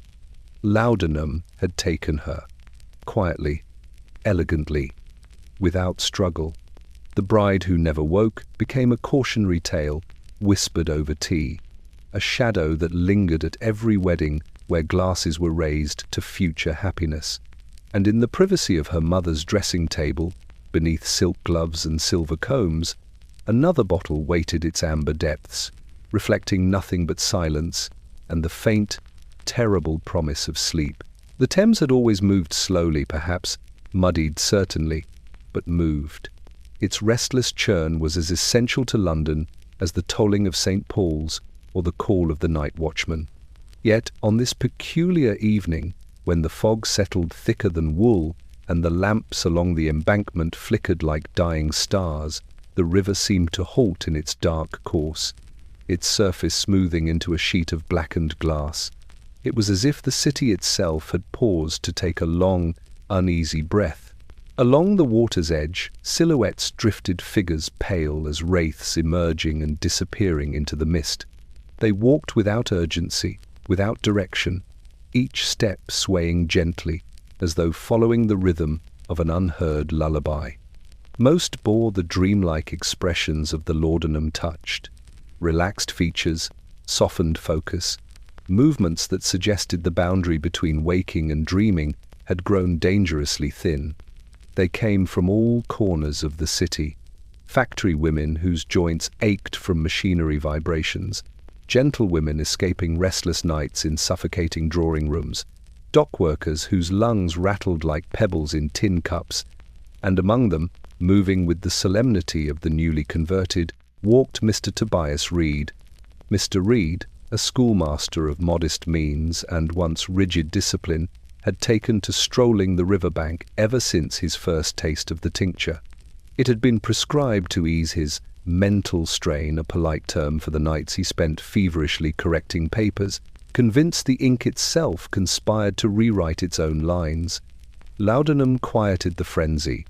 It soothed the panic, and before long it drew him outdoors after midnight, when the chaos of his thoughts drifted into soft focus reverie. On this night he moved slowly, the bottle in his pocket tapping gently against his coat. Every few steps he paused to gaze at the still river, mesmerized by how perfectly it reflected the gas lamps. The water seemed impossibly calm, so calm it felt unnatural. He was not alone in noticing. Near Cleopatra's Needle stood a woman in mourning garb, veil fluttering gently, her gloved hands folded as though in prayer. Beside her, an elderly man leaned heavily upon his cane, staring into the water with hollow eyes. Farther down, a young boy, too young, surely, to know the taste of laudanum, sat on the stone ledge, legs dangling above the dark water, humming a lullaby only he could hear. The city was full of such wanderers now, night walkers guided by opium's loose reins. Mr. Reed approached the Needle and heard the woman whispering into the fog. "He always said the river never rests," she murmured, "but tonight it sleeps." Mr. Reed felt a chill despite the mild evening. A strange silence blanketed the embankment. No clatter of distant carriages, no shouts of late-night revelers. Even the gulls, normally raucous in their nighttime scavenging, seemed muted, like someone had pressed a finger gently to their beaks. Only the soft whisper of the laudanum walkers filled the air. Dreamlike fragments of conversation floated past Mr. Reed. "It makes the world kinder. A drop more and the ache goes quiet. I can hear the river breathing." He shivered, not because he disagreed, but because he understood too well. His hand slipped into his coat pocket, fingers curling around the bottle's smooth neck. The temptation thrummed through him, a warm pulse, a beckoning. Just a sip, just enough to hush the racing in his skull, just enough to let him drift with the others, untethered from responsibility, from fear, from the sharp edges of his life. But something held him back. Perhaps it was the uncanny stillness of the Thames, that great artery of London, lying motionless like a stunned beast. Perhaps it was the way the fog pressed close, heavy and intimate, as though waiting for him to make a choice. Or perhaps it was the faint sense buried deep, but persistent, that if he surrendered too fully tonight, some part of him might never return. He uncorked the bottle anyway. The scent, sweet, rich, and falsely comforting, rose like incense. Around him, the wanderers continued their soft procession, drifting along the water's edge like sleepwalkers in a collective dream. Their faces glowed faintly in the lamplight. Their shadows stretched impossibly long across the stones. For a moment, London existed only as silhouettes and whispering fog. Mr. Reed lifted the bottle, but before he could drink, a sudden ripple disturbed the water, then another. Then a shuddering tremor rolled across the Thames, breaking the river's glassy stillness. It wasn't dramatic, it was subtle, almost hesitant, but it snapped the trance of the night. The wanderers paused. The boy stopped humming. The woman in mourning drew in a sharp breath, and Mr. Reed lowered the bottle, heart pounding with the odd, uncanny certainty that the river London's pulse had stirred to warn them. The spell of the night loosened, trembling at its edges. The Thames moved again, slowly, steadily, and the laudanum walkers blinked. Their drifting halted. though only for a moment. The fog thickened once more, the silence resumed, and London exhaled its weary breath. Mr. Reed stared at the bottle in his hand. Tonight he did not drink, but the hunger remained coiled, patient, ready for the next night when the river might stand still again, and the city's trembling hearts would wander back into the fog in search of softness, silence, and oblivion. It was said that London's fog had many scents: the brackish breath of the Thames, the acrid tang of coal smoke, the sour reek of horse dung on Cheapside. But in the little triangle of streets between Bishopsgate and Spitalfields, on certain nights when the cold pressed low and the lamps glowed dull and yellow, the fog carried another smell entirely. A sweetness, a strange, cloying sweetness, thick as syrup, unmistakably opium. Residents of the neighborhood grew used to it, though none would admit as much. The sweetness drifted from cracked windows, from cellar doors left ajar, from the narrow gaps between crooked houses. It clung to curtains and coats alike, settling over the cobblestones like a scented shroud. Children wrinkled their noses at it. Older folks pretended not to notice. But anyone wandering the streets after midnight could taste it on the back of the tongue. On this particular evening, the fog swept in early, rolling in soft waves over Petticoat Lane. Its sweetness was so strong that the lamplighter himself paused mid-stride, raising his head as though catching a distant tune. "Lord help us," he muttered, covering his nose with a sleeve. "It's thick tonight." And indeed it was. Down the lane, Mrs. Abigail Porter stepped out of her doorway, the hood of her shawl pulled low as she peered into the thickening gloom. She was small and bird-like, her eyes sharp even as age bent her spine. In her youth she had worked as a laundress, then as a seamstress, then as a housemaid when her eyes began to fail. Now she lived alone in a one-room garret, surviving on a modest widow's pension and the unreliable kindness of neighbors. She had always disliked the fog, but she feared this fog.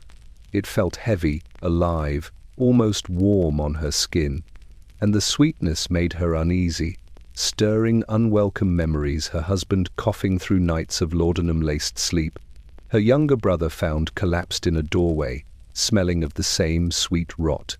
Still, she stepped into the lane. Something had drawn her outside tonight. From the far end of the street, faint figures moved, silhouettes swaying gently, drifting as though carried by currents of unseen water. They did not walk with intention, but with the slow grace of dreamers. Some clutched door frames as they emerged from houses. Others staggered from alleys with eyes half-lidded. Mrs. Porter's breath quickened. She knew them. Her neighbors, her butcher, the seamstress from 2 doors down, old Mr. Hanlon with his always shaking hands. They were all out here, walking the lane like pilgrims in a softly lit underworld. A young mother passed closest to her, a baby strapped against her chest.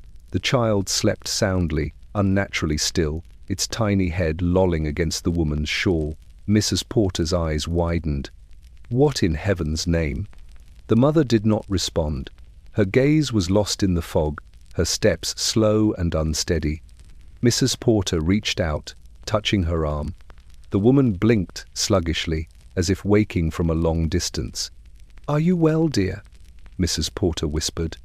The syrup," the woman murmured, her voice drifting as lightly as the fog. "Just a little.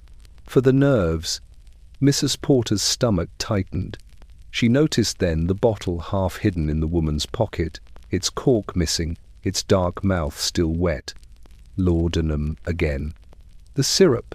Another figure appeared a moment later, a man stumbling against the lamppost, breathing heavily. His breath carried the unmistakable scent. He wiped his mouth with shaking fingers, leaving a faint streak across his sleeve. The fog thickened further, swirling around them like a shroud woven from ghostly threads. Mrs. Porter felt it enter her nose, her lungs, her bloodstream, a sweetness too thick, too intoxicating. Her head lightened, her knees wavered. She pressed a hand to the nearest wall. breathing carefully through her shawl. From above, a window swung open, its hinges squealing. A woman leaned out, calling into the fog. "Daniel? Daniel? Are you there?" Her voice cracked. No answer came. Only the syrup-sweet fog drifting against her face, carrying with it the faintest echo of quiet laughter, dreamy, hollow, and close. Down the lane, someone began humming a lullaby. Softly, unevenly, unsettlingly. Mrs. Porter shivered. She pulled her shawl tighter and backed away toward her door, but not before glancing at the cloud of sweetness swallowing the street.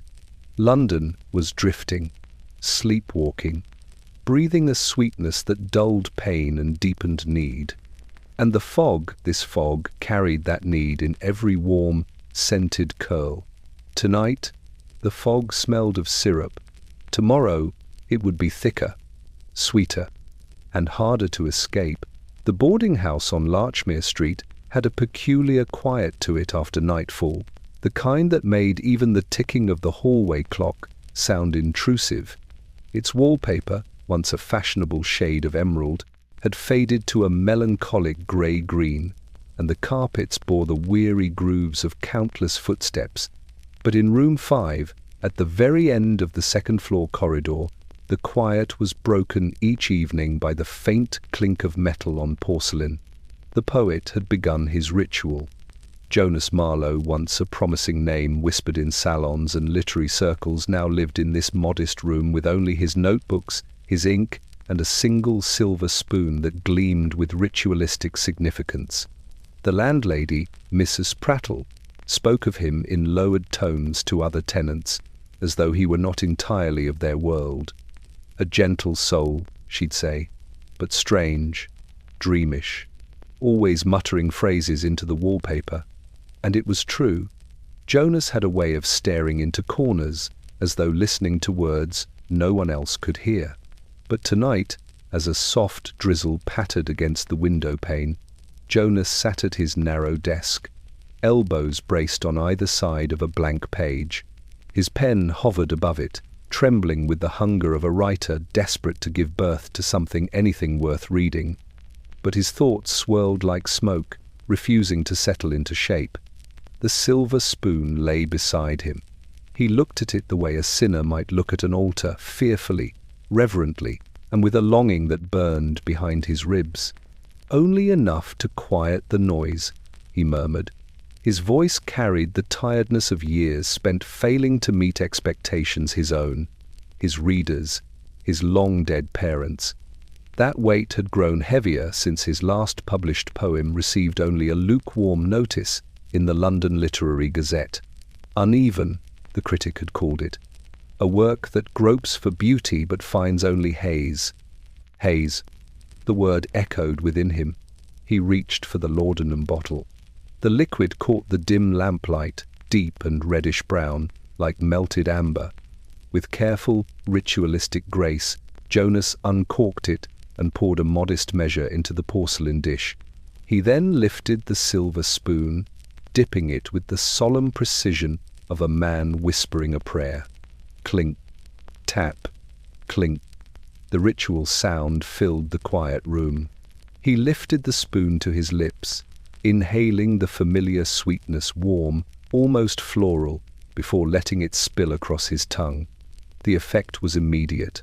A spreading warmth across his chest, a soft unraveling of the tightness behind his eyes, a dissolving of edges within his vision. He closed his eyes and exhaled. When he reopened them, the blank page no longer mocked him. The lamp's glow shimmered on the paper, as though urging him forward, and words began to form, not neatly, not clearly, but with a kind of dreamy urgency. He wrote. Lines tumbled out like silk unfurling.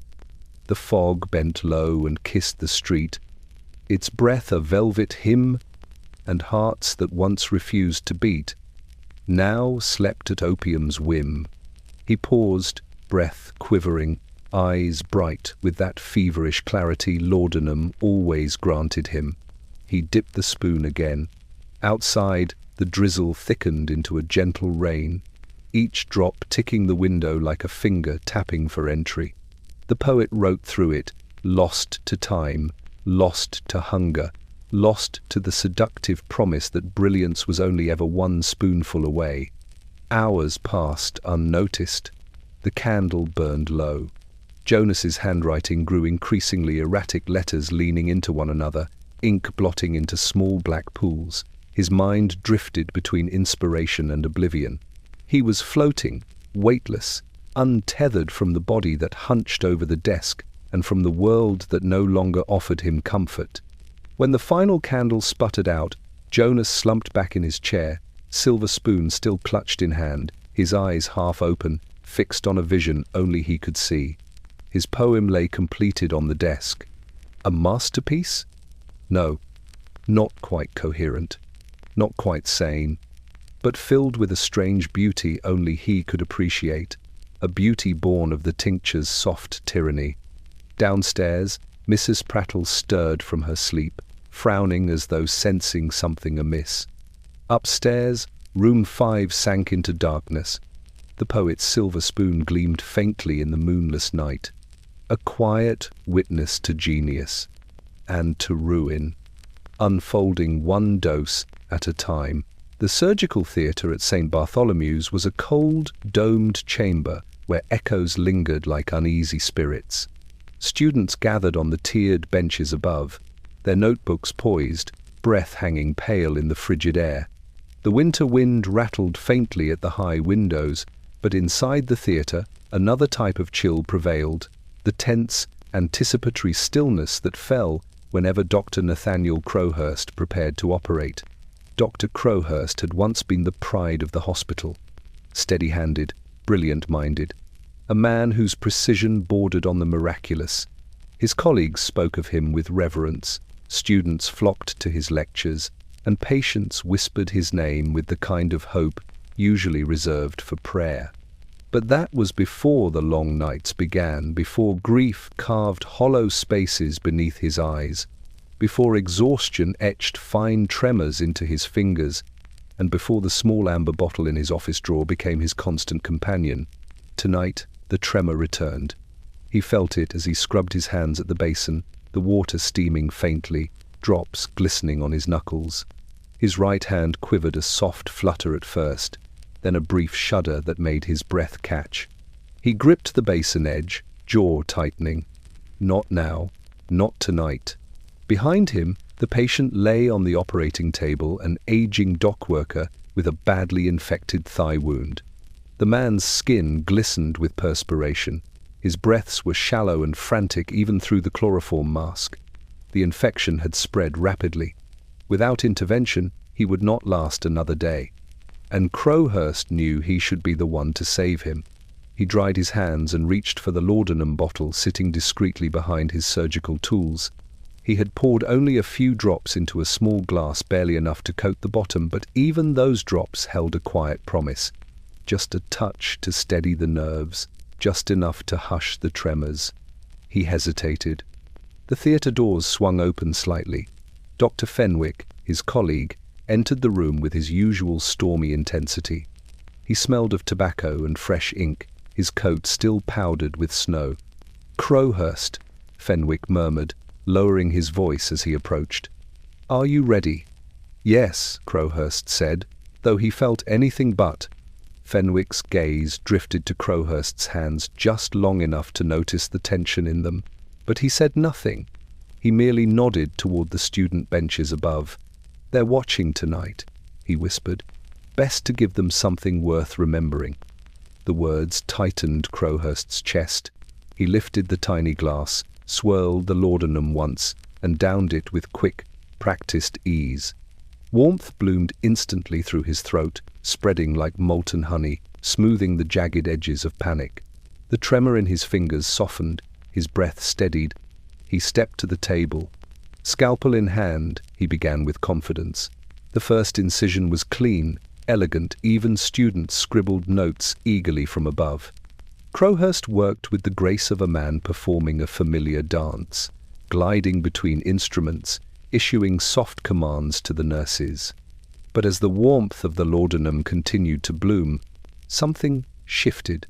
Not a dramatic change, a subtle one.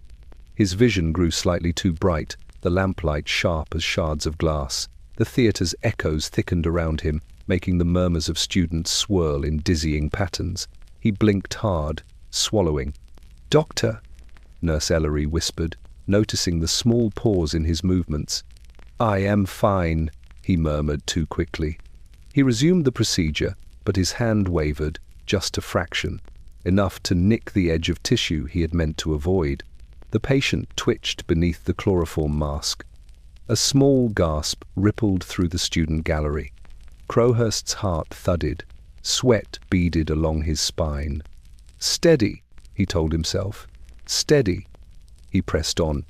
But the laudanum, meant to steady him, instead pulled him toward a softened world, edges blurred, sounds thickened, his breath grew heavy. The scalpel felt suddenly foreign in his grip. Heavy, slippery with perspiration. "You're shaking again," Nurse Ellery whispered, her voice tight with concern. "Hold him steady," Crowhurst replied through clenched teeth. "We go on." Fenwick, watching from the side, stepped forward. "Nathaniel," he warned quietly. But Crowhurst refused to look up. He finished the operation, every motion fueled by a mixture of determination and quiet terror. When at last he tied the final stitch, he stepped back, chest heaving, hands trembling violently now that the strain had broken through the laudanum's thin veil. The room was silent. Fenwick approached, lowering his voice so only Crowhurst could hear. "You cannot do this much longer," he said. "Not like this." Crowhurst did not respond. His gaze drifted to his right hand, which now shook uncontrollably. He curled it into a fist, ashamed. The students filed out in solemn silence. The patient was carried to recovery. The lamps dimmed one by one. And Dr. Nathaniel Crowhurst stood alone in the theatre, the scent of blood and chloroform thick around him, the small empty laudanum glass burning in his pocket like a guilty heartbeat. He had saved a life tonight, barely. But as he stared at his trembling hands, he knew the truth. He could not save himself. Not while the bottle continued to steady him. Not while it ruled him with such gentle, fatal kindness. The Fairchilds' townhouse on Dorset Square shone with the tidy elegance expected of a family of its standing, gleaming banisters, polished brass fixtures, carpets brushed to uniform softness. Visitors often remarked that the house seemed to breathe refinement, but anyone who lived within its walls knew that it breathed something else as well. Tension, quiet as dust, settling into corners where sunlight rarely reached. For this unspoken tension, the housemaid, Rose Carter, bore more witness than anyone. Rose had served the Fairchild family for 3 years, long enough to anticipate the rhythms of their household, the master's late-night meetings, the children's afternoon squabbles, the mistress's morning headaches. But only recently had she learned of the bottles. It began innocently, as many discoveries do. Rose had been tidying the mistress's dressing table, arranging combs, wiping the silver mirror, gathering scattered pearls, when her rag brushed against a small glass vial tucked behind a powder box. She picked it up, curious.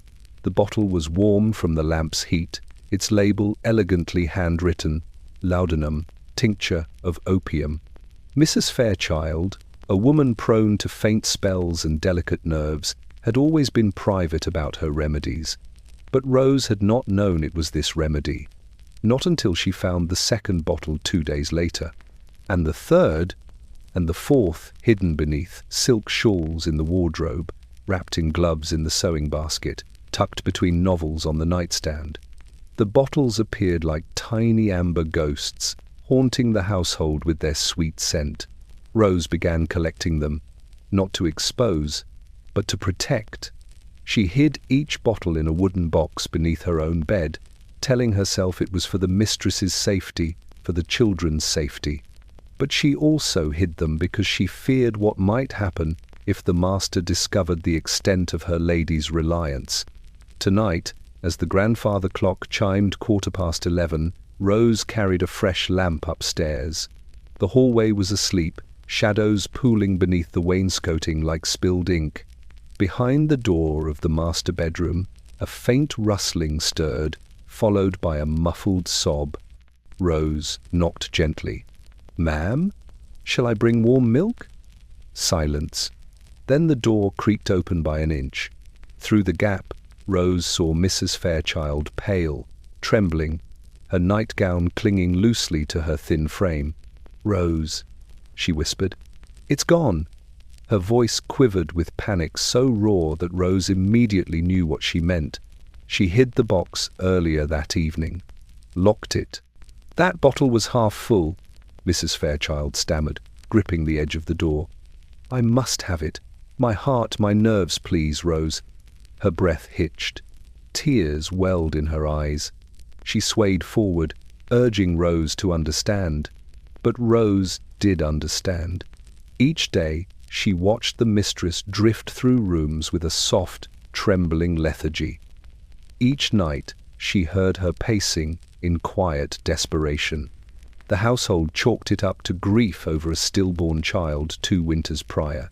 But grief alone did not leave a woman so hollow-eyed, so frantic for a drink that promised sleep more than solace. "Ma'am," Rose whispered, "perhaps it's best to try the doctor's tonic instead."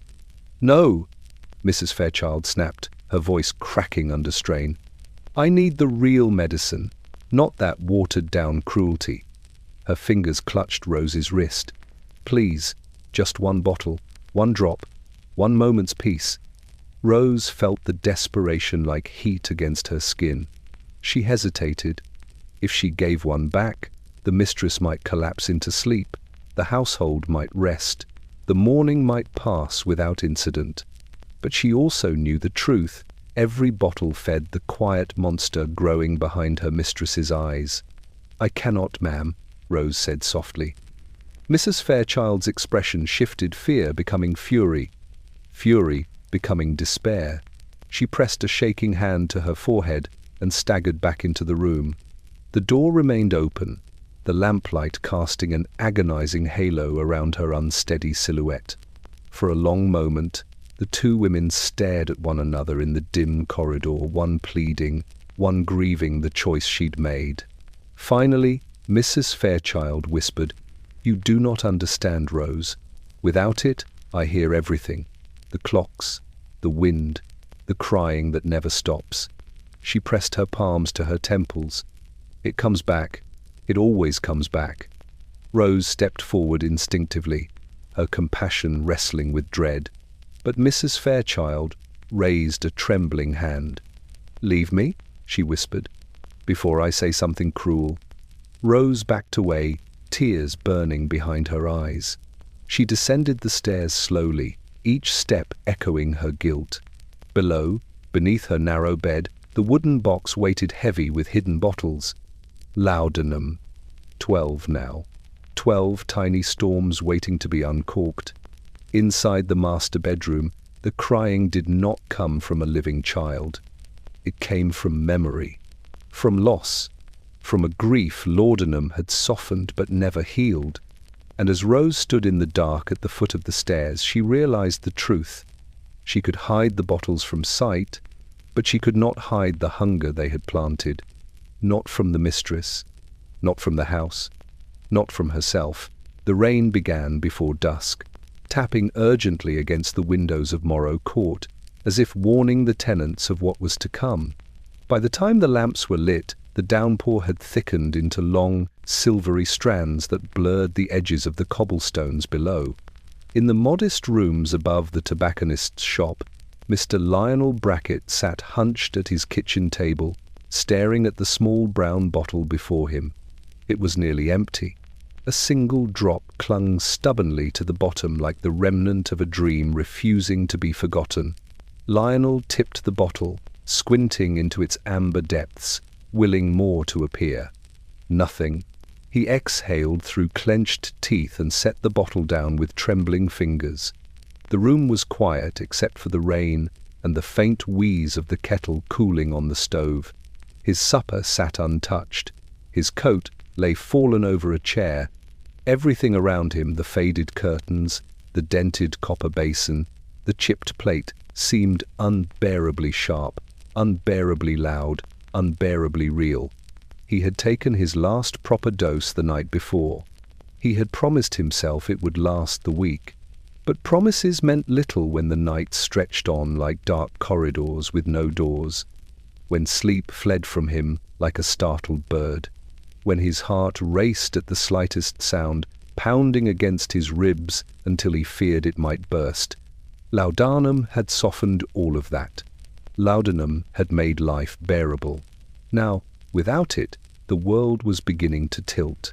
A sudden knock rattled his door, and Lionel flinched violently, clutching the edge of the table. For a moment he could do nothing but breathe hard, trying to steady the racing panic. The knock came again, softer this time. "Mr. Brackett," called Mrs. Langley, the landlady's daughter. Her voice, ordinarily brisk with gossip, carried a note of worry. "I brought your post. Are you well?" Lionel swallowed. "Leave it by the door." "Thank you." He waited until he heard her footsteps fade before he stood shakily. His reflection in the window startled him, sunken cheeks, hair disheveled, eyes wide and glassy. The storm outside turned his reflection ghost-like, overlaying his face with trembling rivulets of rain. He had to think. The chemist's shop on Welton Street would be closed by now. Mr. Bainbridge, the apothecary, was strict about his hours. But perhaps if Lionel hurried, he could catch him, extinguishing the lamps, locking the shutters. He had done it once before, offered an extra coin, pleaded. He grabbed his coat, but as he reached the door, a sharp, twisting pain seized the pit of his stomach. He doubled over, knuckles whitening around the doorknob. His breath grew ragged, sweat pooled beneath his collar. His hands shook so violently he nearly dropped the bottle he still held. Not yet, he thought desperately. Not already. He staggered back to the table, collapsing into the chair. The room swayed. The rain outside roared. His mind raced with panicked clarity. He needed more. He needed it now. Lionel unscrewed the bottle once more, tipping it over his tongue, savoring that final, sinful drop. It wasn't enough. God, it wasn't enough. His body begged for the warmth, the softening, the sweet unwinding of thought. Without it, every ache sharpened, every sound pierced, every memory roared back with teeth. His late wife's face surfaced first, pale and fevered, slipping away from him as he sat helplessly at her bedside. He had taken laudanum for the first time the night she died, a gift from a neighbor meant to ease the nerves. He had not known then how deeply he would cling to it. His trembling worsened, his vision blurred at the edges. He rose again painfully, shakily, and made for the door. If he moved quickly, if he braved the storm, if Bainbridge had not yet barred the shutters. But as soon as he reached the stairwell, his legs buckled. He collapsed to his knees, clutching the banister with both hands, breath coming in jagged gasps. The world seemed to pulse. The walls leaned inward. The rain hammered against the roof like frantic footsteps. Lionel pressed his forehead to the cold wooden floor, tears slipping silently down his cheek. Tomorrow, he told himself, tomorrow he would go to the chemist. Tomorrow he would endure the shame of asking for more. Tomorrow he would steady his hands, calm his nerves, and find rest again. But tonight, the bottle had run dry, and the dark, trembling hours stretched before him merciless, unending, and utterly devoid of the soft, sweet silence he had come to depend on. The docks at Wapping were never truly silent. Even in the dead reaches of night, when the city's breath thinned and the fog pressed low against the river like a tightened bandage, the Thames found ways to mutter ropes creaking against wooden posts, oars dipping, water lapping against the hulls of moored ships. Lanterns glowed faintly along the wharf, their reflections shivering in the black water. Yet there was a new stillness here, not of silence, but of stupor. The sailors had begun to change. Weeks earlier, They had swaggered along the planks with bawdy songs, slurred laughter, and the pungent scent of rum. Now they moved with a dreamlike lethargy, their eyes half-lidded, their gestures delayed by several heartbeats. Conversations drifted sluggishly, their words slurred not by alcohol but by something heavier, something that softened the edges of their world. It began, as many such things did, with a shipment. A cargo crate no bigger than a steamer trunk, marked with a simple red seal. Medicinal goods, fragile.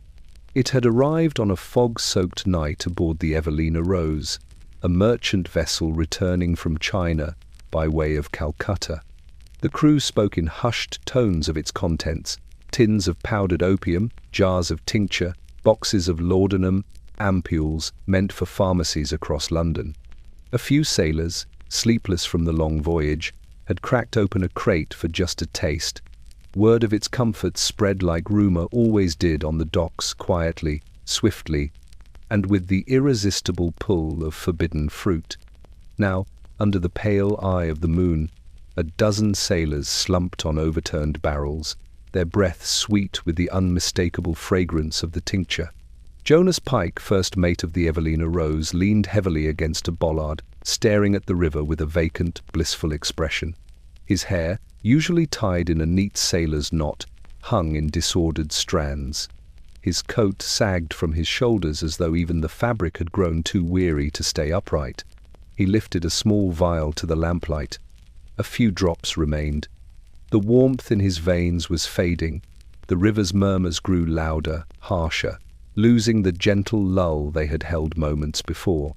He felt the ache in his shoulder return, the old injury from a storm-tossed voyage years ago. The pain pulsed like a dull hammer. He lowered the vial with trembling fingers.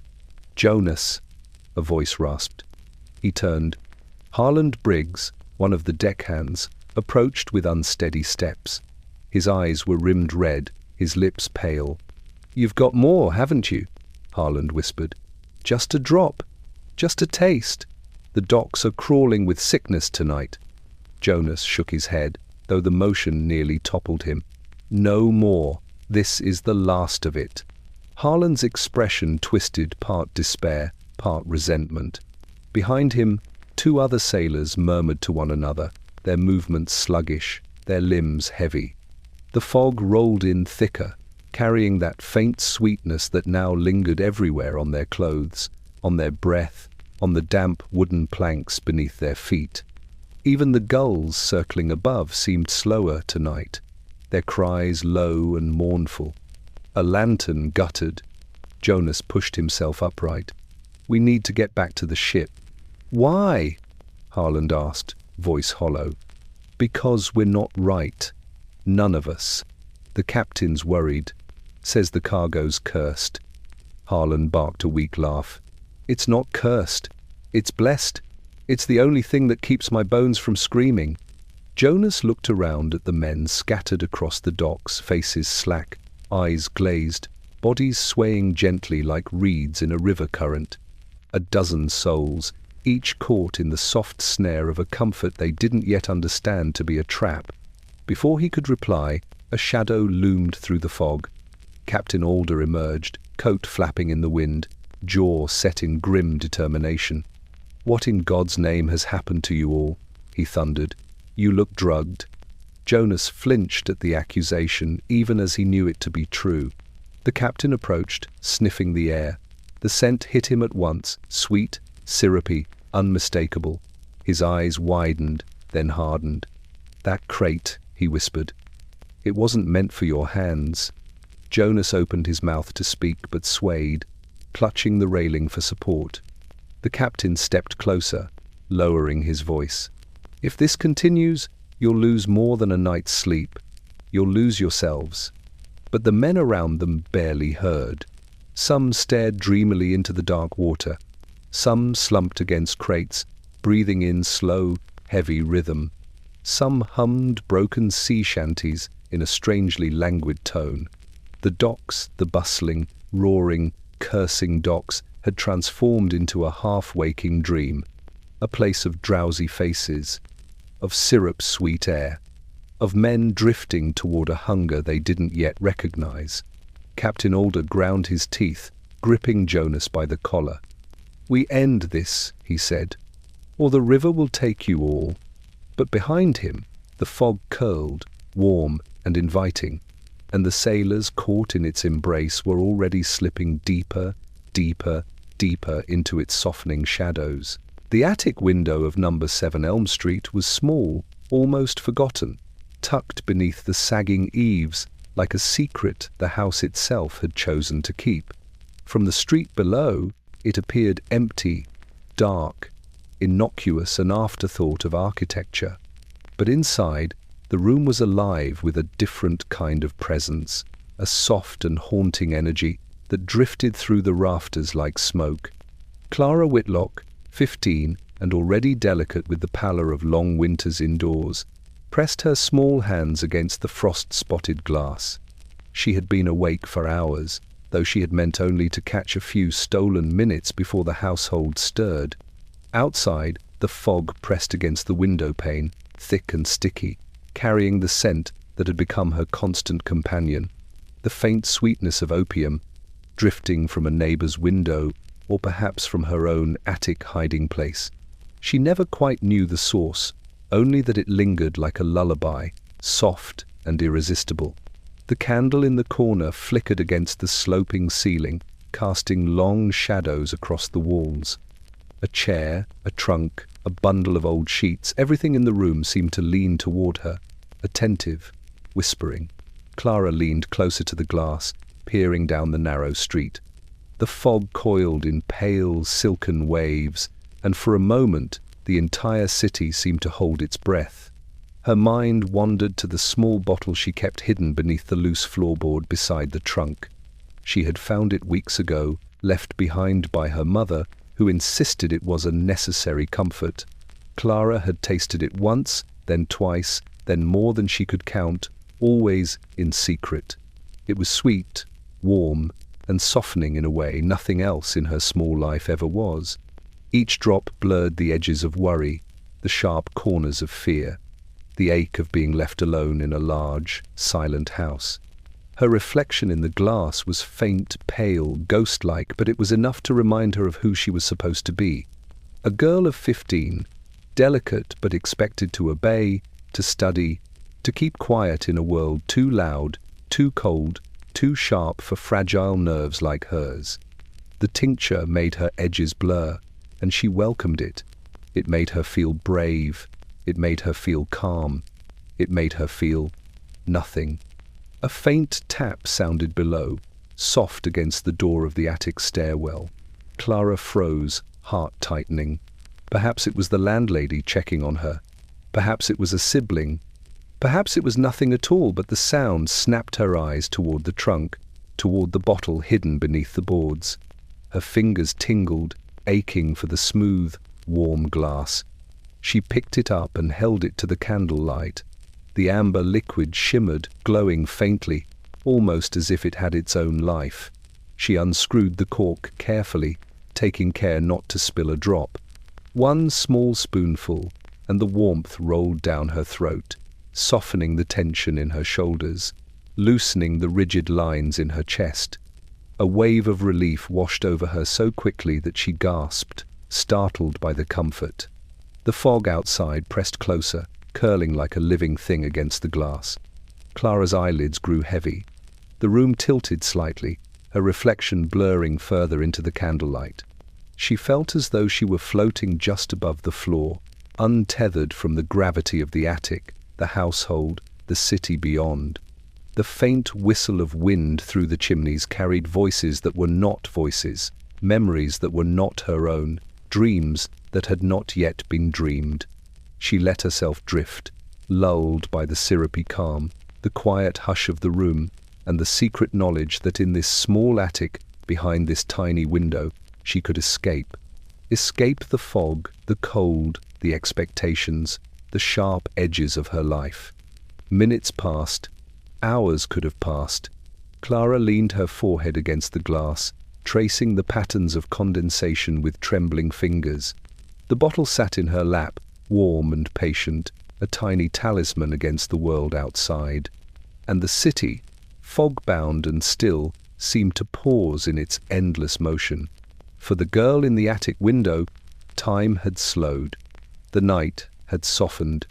And for a few stolen moments, she was entirely, wonderfully, and terrifyingly free. The gaslight along Chancery Lane cast trembling shadows across the cobblestones, where puddles reflected the dull amber glow like molten gold trapped in stone. Inside a modest lodging above a shuttered tailor's shop, Mr. Edward Fairweather sat hunched over a small writing desk, the faint odour of candle wax mingling with the lingering tang of opium. His wedding ring, once polished to a brilliant shine, now rested in a folded handkerchief before him, destined for the pawnbroker's counter the following morning. It had not always been so. Edward had been a man of some pride and modest means, his manners precise, his speech careful. His wife, long deceased, had been the fulcrum of his happiness, her laughter filling the little rooms of their townhouse, her soft hands smoothing the daily anxieties from his brow. Her absence left him hollow, and sleep became a fleeting, mercurial thing, drifting just beyond reach as the night stretched into unbroken hours of shadowed thoughts. The tincture had come to him through gentle suggestion, prescribed by a physician who had spoken in measured tones of nervous debility and delicate constitution. Edward had promised himself that it would remain only for the nights of unrelenting insomnia, for the rare evenings when the chill of memory pressed too tightly upon his chest. But necessity, he had found, was a patient and insidious teacher.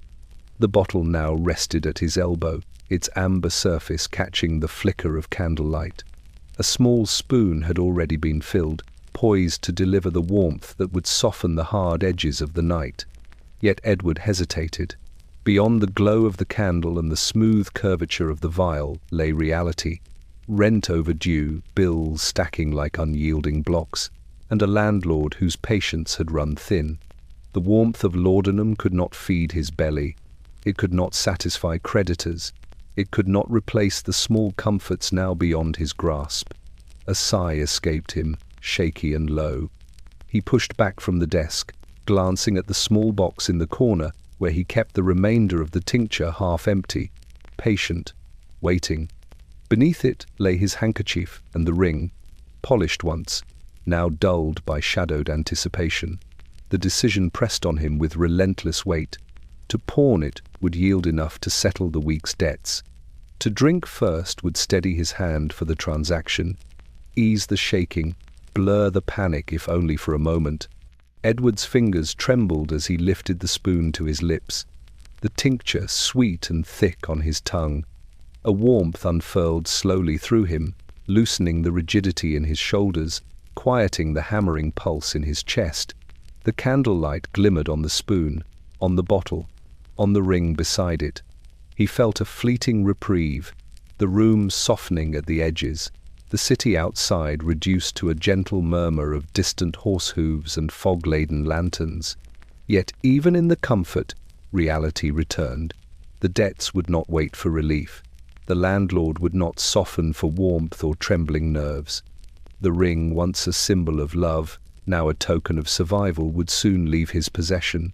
The price of continued existence was etched in gold, polished and small enough to fit in a hand. Edward lifted the handkerchief carefully, wrapping the ring inside with hands steadied by the tincture's warmth. He traced its surface with a faint, almost mournful touch, imagining the day it had first slid onto his finger. Its weight had promised commitment, permanence, joy. Tonight, it promised necessity, compromise, and loss. The candle guttered, casting a wavering glow across the room. Edward placed the handkerchief into his coat pocket and rose, moving with unsteady precision toward the door. The fog outside pressed against the window, carrying the city's chill into the narrow lodging. He paused at the threshold, eyes lingering on the amber bottle, and whispered a private apology to the memory of his lost wife. The streets swallowed him as he descended the narrow staircase, each step echoing against the walls, each breath mingling with the faint, sticky sweetness of opium still clinging to his hands. The world outside was cold, grey, and waiting. The pawnbroker's window glimmered faintly in the distance, a promise and a threat in equal measure. Tonight, Edward Fairweather walked alone beneath gaslight, carrying a small handkerchief, a silver ring, and the memory of comfort bought with amber liquid. The city pressed close. The fog pressed closer, and somewhere in the alleys of London, the promise of oblivion waited patiently, patient and sweet, for the man who had pawned his wedding ring. In a narrow row of terraced houses along Limehouse, the night pressed in with a weight that seemed to darken the air itself. Gas lamps flickered through the fog, painting the cobblestones in muted pools of amber. Inside one of the upper rooms at number 12, a small cradle rocked ever so slightly, though no hand touched it. The only movement came from the gentle rise and fall of a tiny chest beneath a linen blanket, and from the soft, almost imperceptible sighs that slipped between the lull of the night. Eleanor Breese, mother to the child, sat on a stiff-backed chair nearby, her body coiled like a spring. Her shawl was draped tightly about her shoulders, though the night was not yet cold enough to demand it. Her eyes were fixed on the cradle, wide and unblinking, tracking each shallow breath with a mother's anxious precision. She had been awake for hours, long after the candles had guttered low and the fog had crept inside the panes to mingle with the familiar smell of coal smoke and damp wool. The tincture had been given hours before, as it was every night. A few measured drops of laudanum intended to hush the child's restless cries, to calm a nervous body racked with colic and fever.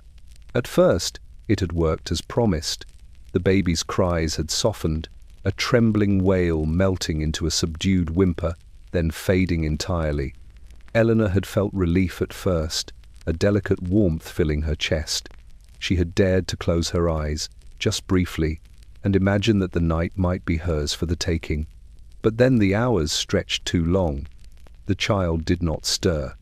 Eleanor rose, careful not to disturb the thin shadow of warmth in the room. She leaned over the cradle, brushing her trembling fingers over the infant's small, almost translucent hand. It was still warm, impossibly so.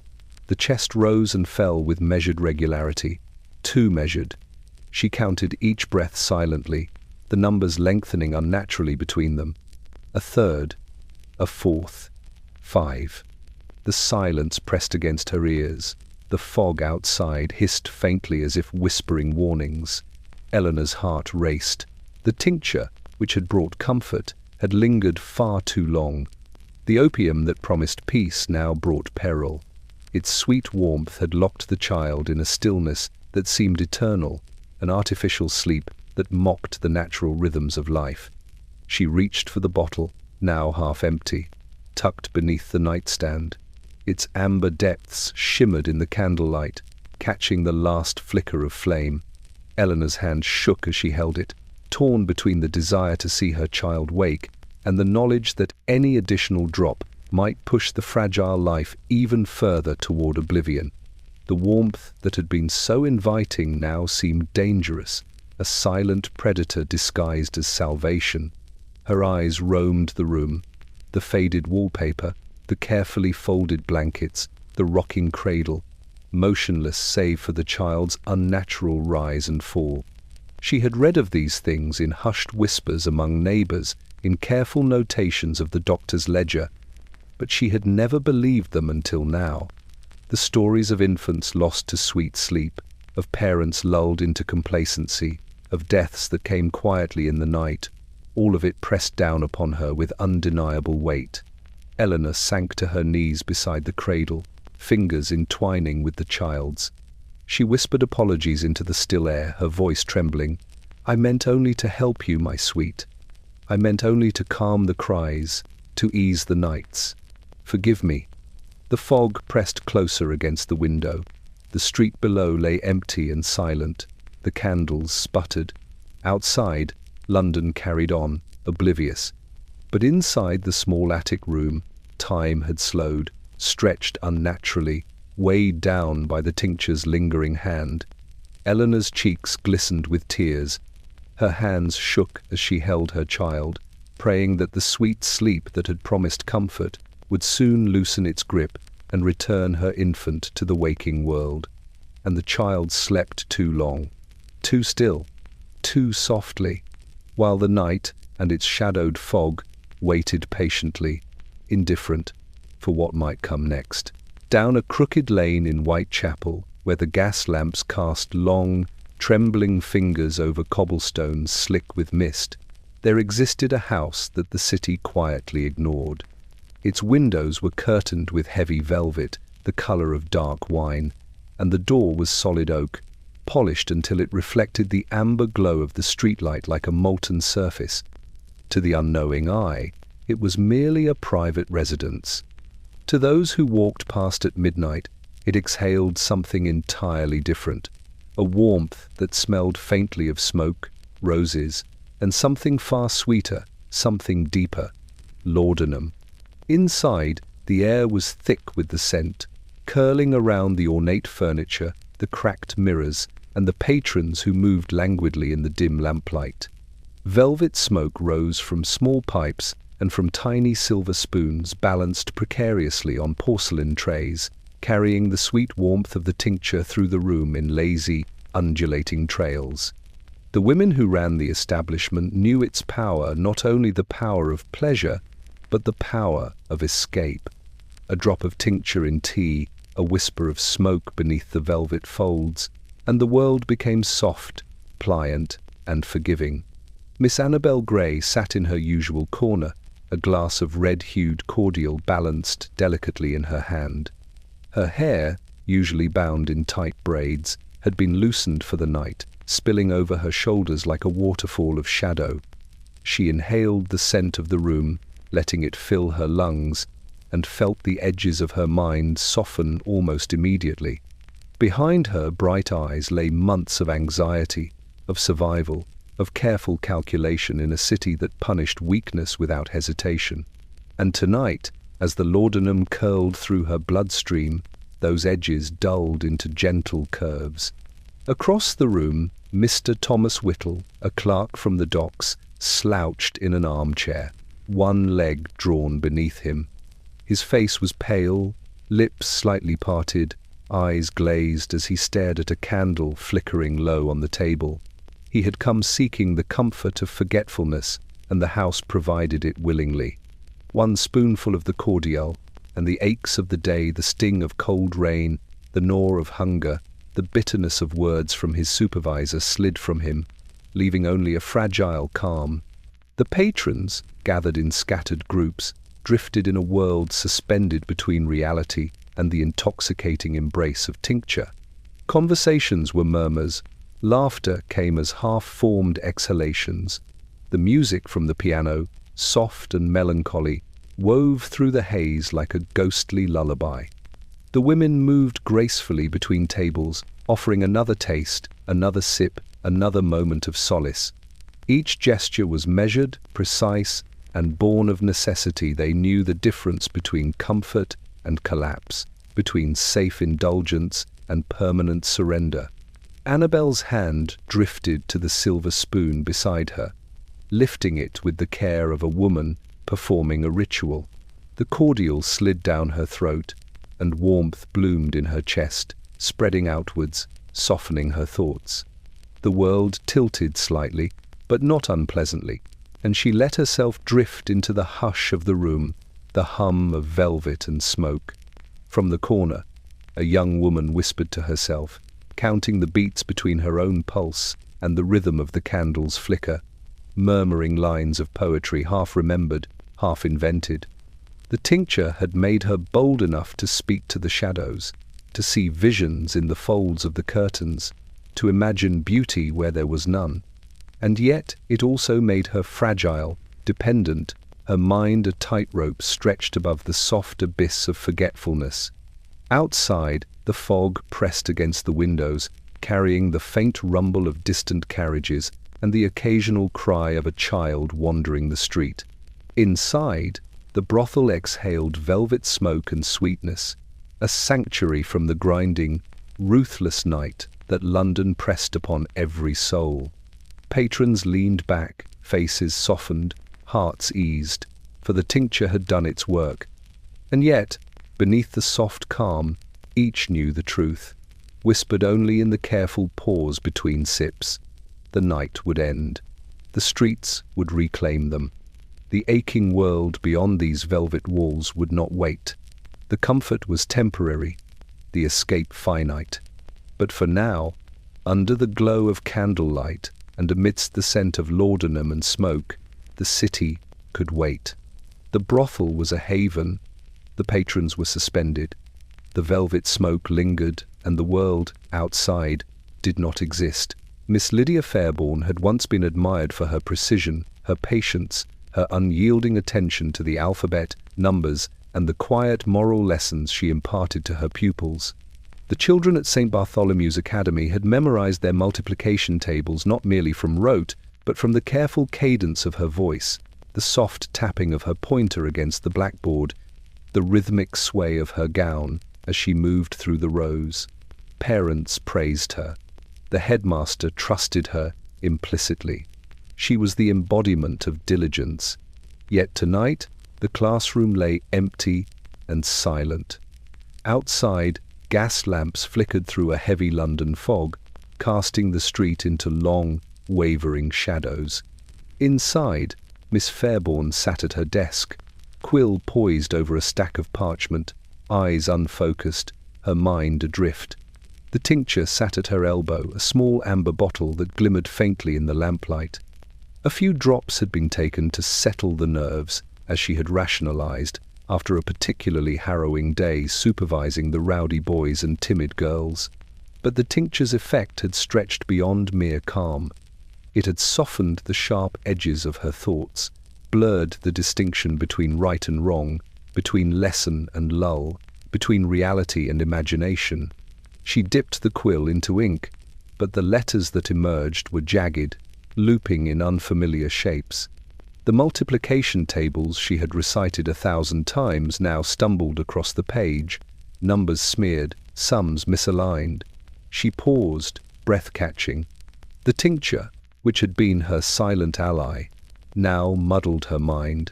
Her hand trembled slightly, her pulse quickened, and she leaned back, staring at the ceiling as though it might offer some guidance. Outside, the fog pressed against the tall windows like a living thing, curling tendrils into the room, softening the edges of the furniture, blurring the chalk-dusted boards, wrapping the room in its damp, fragrant cloak. The scent mingled faintly with the lingering sweetness of laudanum, thick and heavy, settling in her hair, her gloves, her skirts. A knock at the door startled her, though her senses were dulled. It was only the caretaker checking late for forgotten books, but she barely registered him. His voice seemed muffled, distant, as if heard through layers of water and smoke. She nodded vaguely, words failing her, before sinking further into the chair. She thought of the children she had left at home, those who relied upon her precision, her guidance, her steady hand. How would they fare if their teacher forgot the lessons? If the sums became incomprehensible, the letters unrecognizable, the rules of grammar dissolving like fog in sunlight? She pressed a trembling hand to her mouth, her eyes wide beneath the flickering lamplight. The bottle called to her.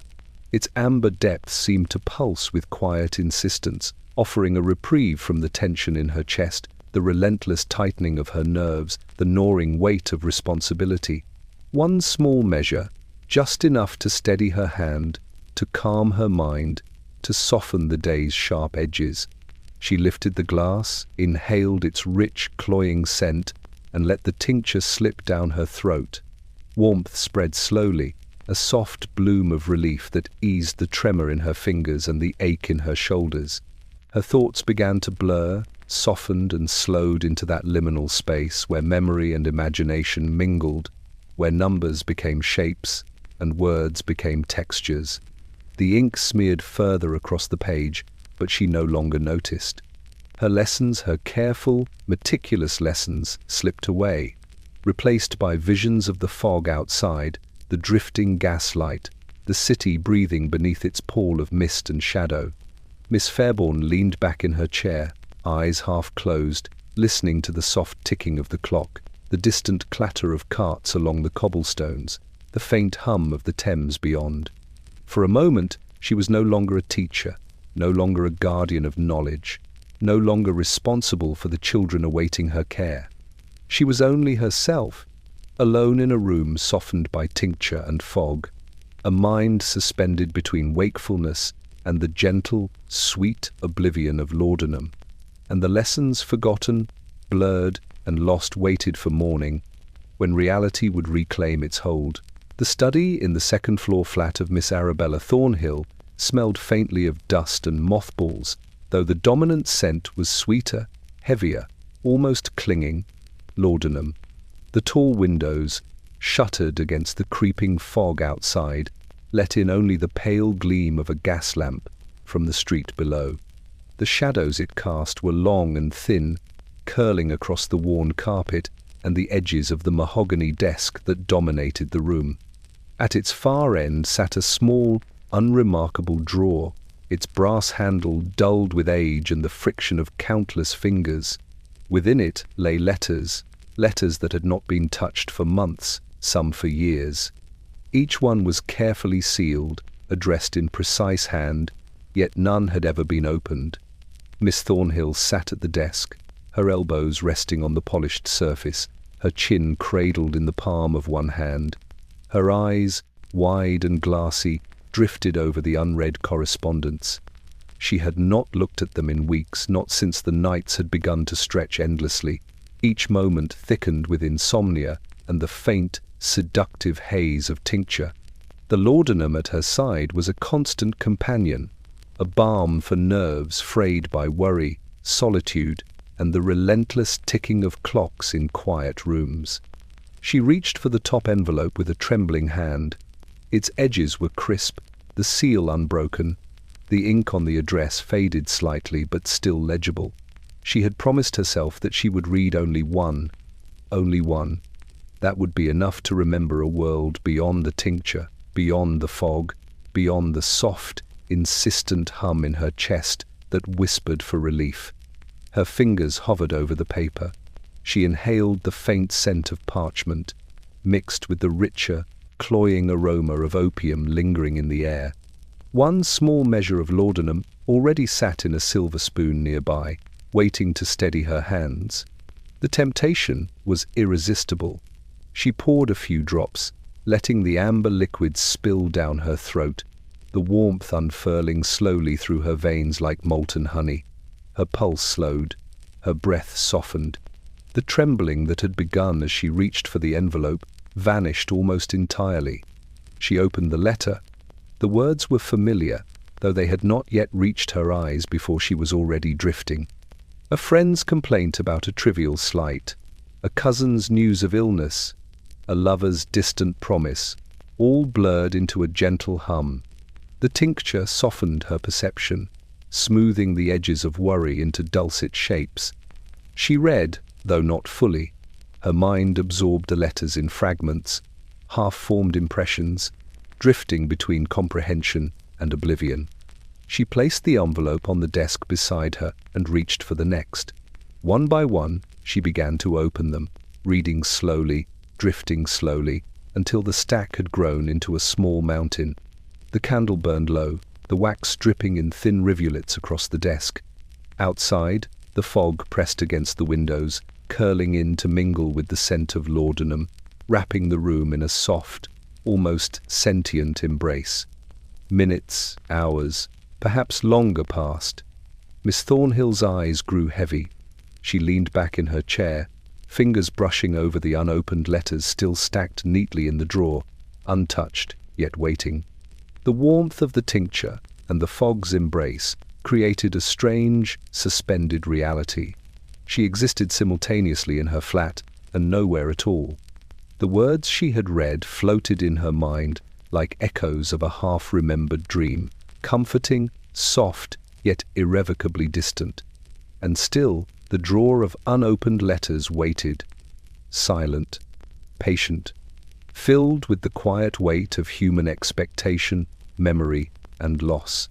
For Miss Thornhill, the world had narrowed to the candlelight, the amber glow of tincture, and the soft, enveloping fog.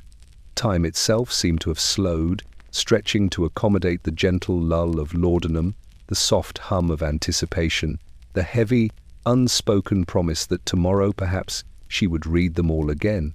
And in the stillness of the study, with fog and tincture coiling through the air, the letters lay waiting, unopened, unheard, like whispers of a past life, patient for the return of a mind that may never be fully awake again. The house at 43 Blackfriars Lane lay heavy under fog, so thick it seemed to press upon the roof like a damp cloth.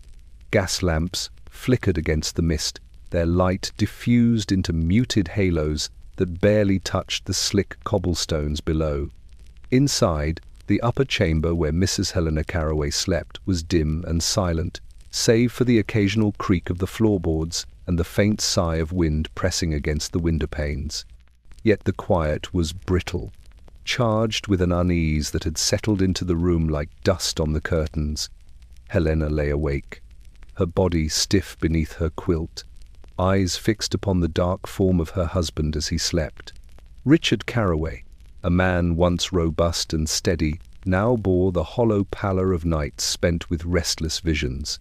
His breath came unevenly, punctuated by the soft murmur of half-formed words, whispers that escaped his lips in the dreamless dark.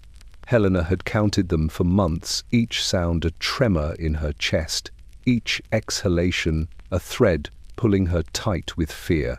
She shifted slightly, careful not to disturb him, her gloved hands clutching the edge of the quilt as if it were the last tether to her own fragile sanity.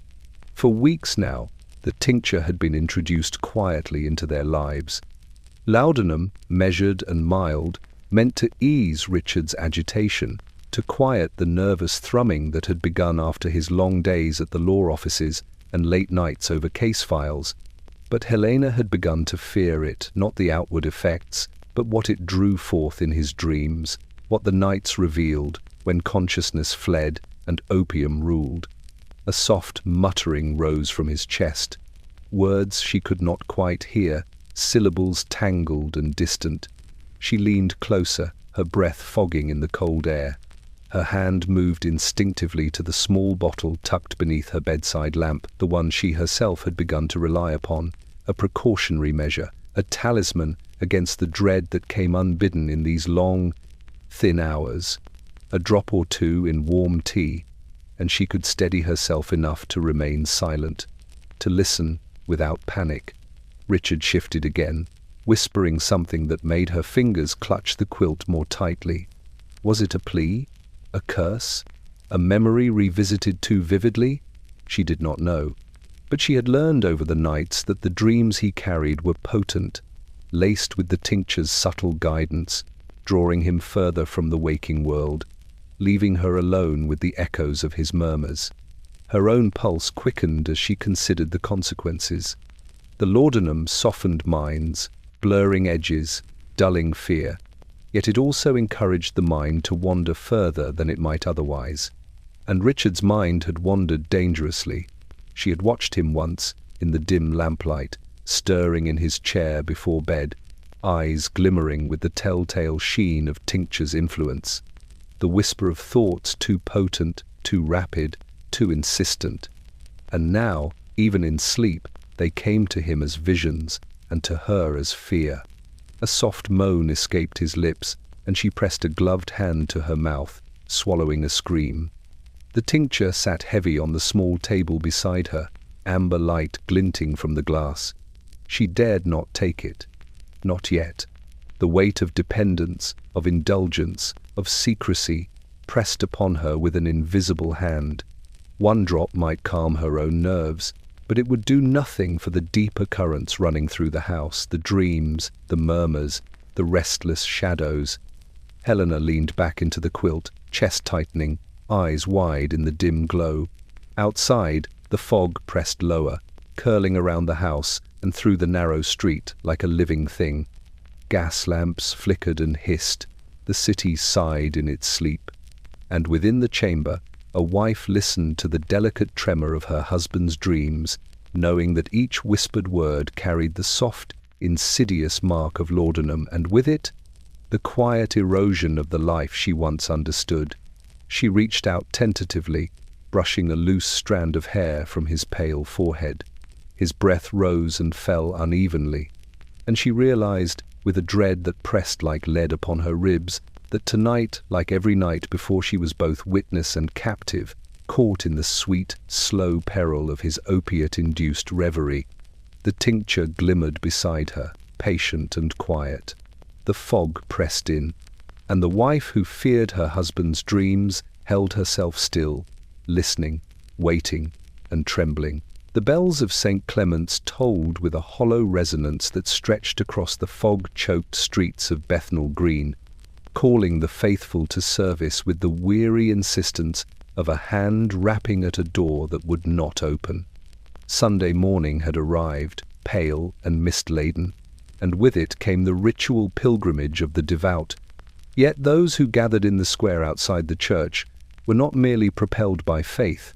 Something else heavier, subtler, sweeter, had begun to lead them, the lingering, pervasive influence of laudanum. Mrs. Agnes Pettinger stood among the crowd, clutching the hands of her 2 children. The air was damp, carrying the scent of coal smoke and the faint tang of river brine, but beneath these familiar odors lay a warmer, almost saccharine trace that tickled the senses, a remnant, perhaps, of the opiate tincture she had administered the night before. It had been intended to quiet the children's cries, to grant her a few hours of peace while the city slept. Yet, even in the daylight, the sweetness lingered like a shadow in the folds of their clothing, a subtle fog in their minds. She glanced at the boy beside her, Thomas, who once had bounded with energy, eyes bright and restless.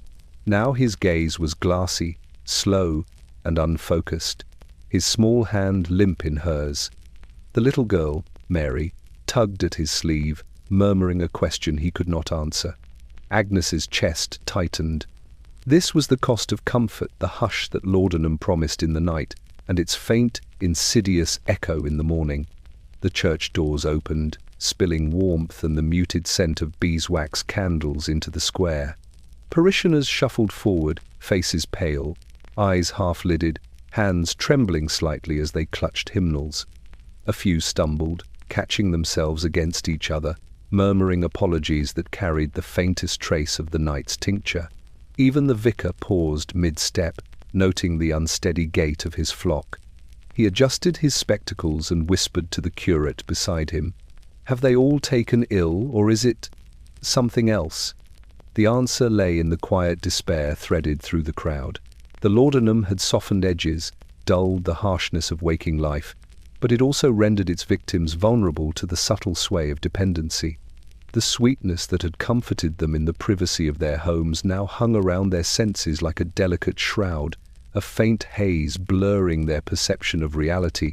Even as the organs swelled and the choir began to sing, voices rose in harmony but with a sluggishness, a faint hesitation that betrayed the lingering influence of opium. Agnes sank onto the wooden pew, exhaling a shiver she did not entirely understand. She glanced at her neighbors. Mr. Ellison, once a diligent clerk, now sat slumped, a thin sheen of perspiration glimmering on his forehead. The miller's youngest daughter leaned against her mother, eyes closed, still half lost in dreams shaped by last night's tincture. Each face bore the subtle signature of laudanum, the softness of expression, the slowed motions, the fragile spacing between thought and act. The vicar's voice rose, calling the congregation to prayer, yet it seemed muffled, swallowed by the fog that pressed against the church walls, and by the invisible sweetness clinging to every breath. The words reached the ears of the faithful, but they settled lightly, like petals on a still pond, without stirring the currents beneath. Agnes closed her eyes, holding her children close. The warmth of the crowd, the faint fragrance of tincture, and the lull of the organ created a dangerous comfort. She knew it was artificial, that its effects would not last, that the dull sweetness in their veins could not protect them from hunger, from cold, from the inexorable demands of the week ahead. Yet, in this fragile moment, she allowed herself to imagine just for an instant that the hush, the fog, the laudanum, and the soft, trembling congregation were enough, that the city's pulse had slowed, if only briefly, to accommodate their fragile, drug-softened hearts. And so the Sunday morning crowd remained, still and quiet, suspended in that delicate, opiate-shaped limbo, while the bells of St. Clement's tolled on, carrying the thin, insistent echo of lives caught between wakefulness and oblivion. The dawn had barely broken over Clerkenwell when the first whispers began to stir the narrow streets. A chill hung in the fog, turning the cobblestones slick and reflecting the weak light of gas lamps like polished, grey glass. By mid-morning, the alleys and thoroughfares were alive with murmurs, low and urgent, that carried through the damp air like a warning. The apothecary had run out. Mr. Thistlewick's shop on Plover's Alley, usually a place of quiet discretion, was now at the centre of a growing storm. Rumours of scarcity had spread like wildfire, whispered from doorstep to doorway, from market stall to tavern, until nearly every household in the neighbourhood knew the truth. The laudanum, the tincture that softened the nights and quieted the trembling hands, was no longer to be found. By 9 o'clock, a small crowd had gathered outside the apothecary's door. Pale faces peered through fogged windows, hands pressed against shutters, fingers curling around parcels of cloth and coins. Mothers, labourers, apprentices, widows, each carried a private desperation, a longing for relief that had become almost unbearable in the cold hours before sunrise. Their breaths came in soft clouds, mingling with the thick morning mist, the scent of coal and wet earth, and the faintly sweet trace of opium lingering from last night. Inside, Mr. Thistlewick arranged the empty bottles on the counter with trembling hands, trying to calm the sense of panic rising in his chest. The shop had been orderly just the night before. Today, it seemed as though the city itself had conspired to undo that order. Each tick of the wall clock hammered like a drum, counting down the moments until the first hand would pound upon the door. By 9:30, impatience had become urgency. Shouts rose above the quiet murmurs. A woman's voice rang out, high and piercing. "Open the door. We have children at home. What shall we do without it?" Others joined in, their tones desperate, pleading, fracturing into shouts and cries. The door, polished and oak, trembled under repeated knocks. A man pushed forward, his coat soaked from the lingering drizzle outside, eyes bright with a fever of anticipation. "We paid for it yesterday. We will have what is owed," he barked. Others echoed him, their voices overlapping, a cacophony of anxiety and fear, sharpened by weeks of dependence and nights spent trembling, sleepless, seeking solace. Mr. Thistlewick opened the door slightly, peering through the crowd, his spectacles fogged with his own anxious breath.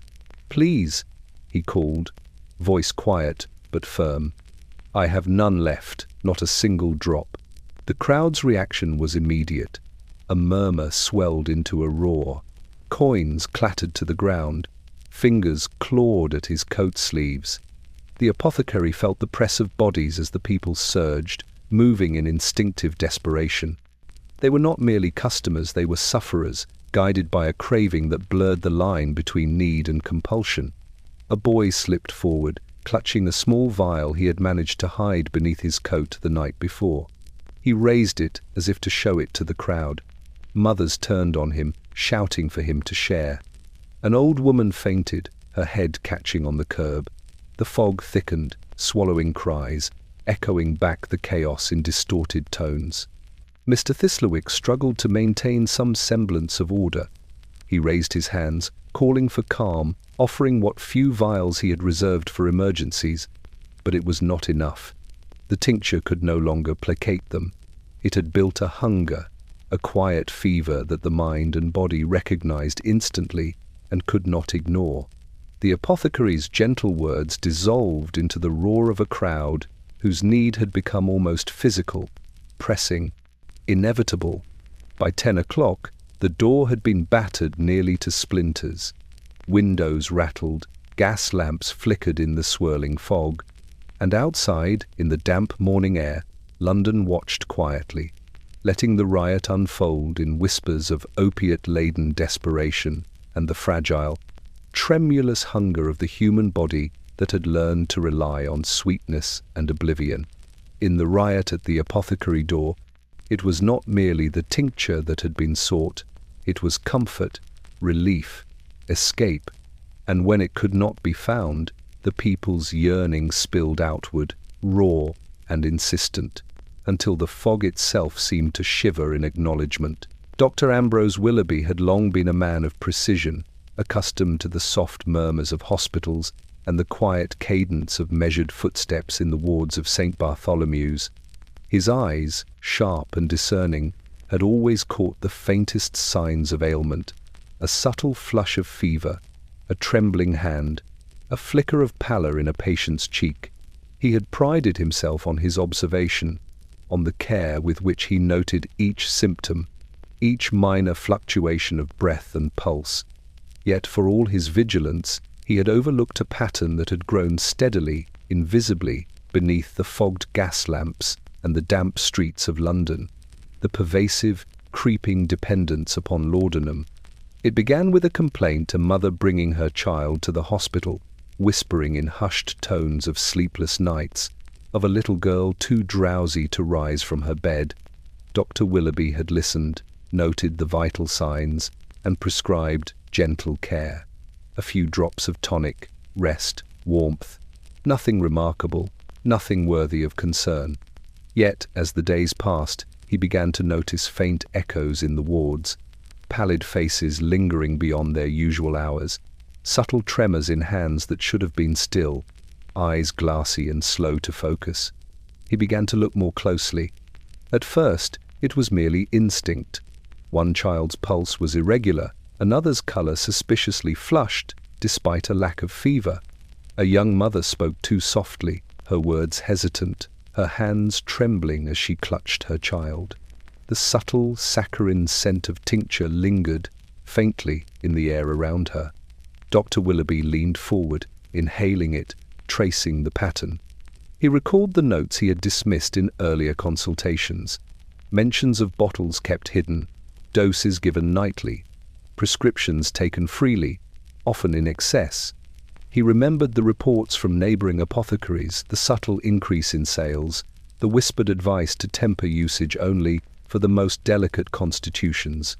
And then he saw it in the patients themselves. A man, middle-aged, a clerk from Southwark, sat slumped in the ward, murmuring words that made no sense.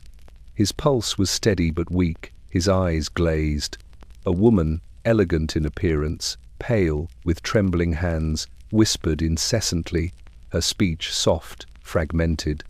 They were everywhere, the evidence scattered and soft, like threads woven into the very fabric of the hospital, and all bore the subtle telltale mark of laudanum's persistent influence: warmth in the skin, calm in the expression, lethargy tempered by the delicate, insidious glow of the tincture.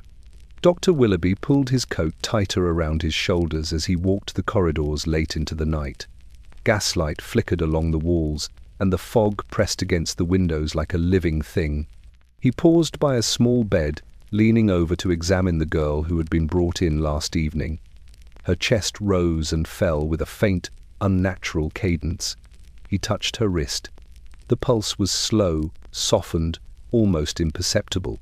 He looked up at her mother, whose eyes avoided his gaze, glimmering with fatigue and a faint, nervous resignation.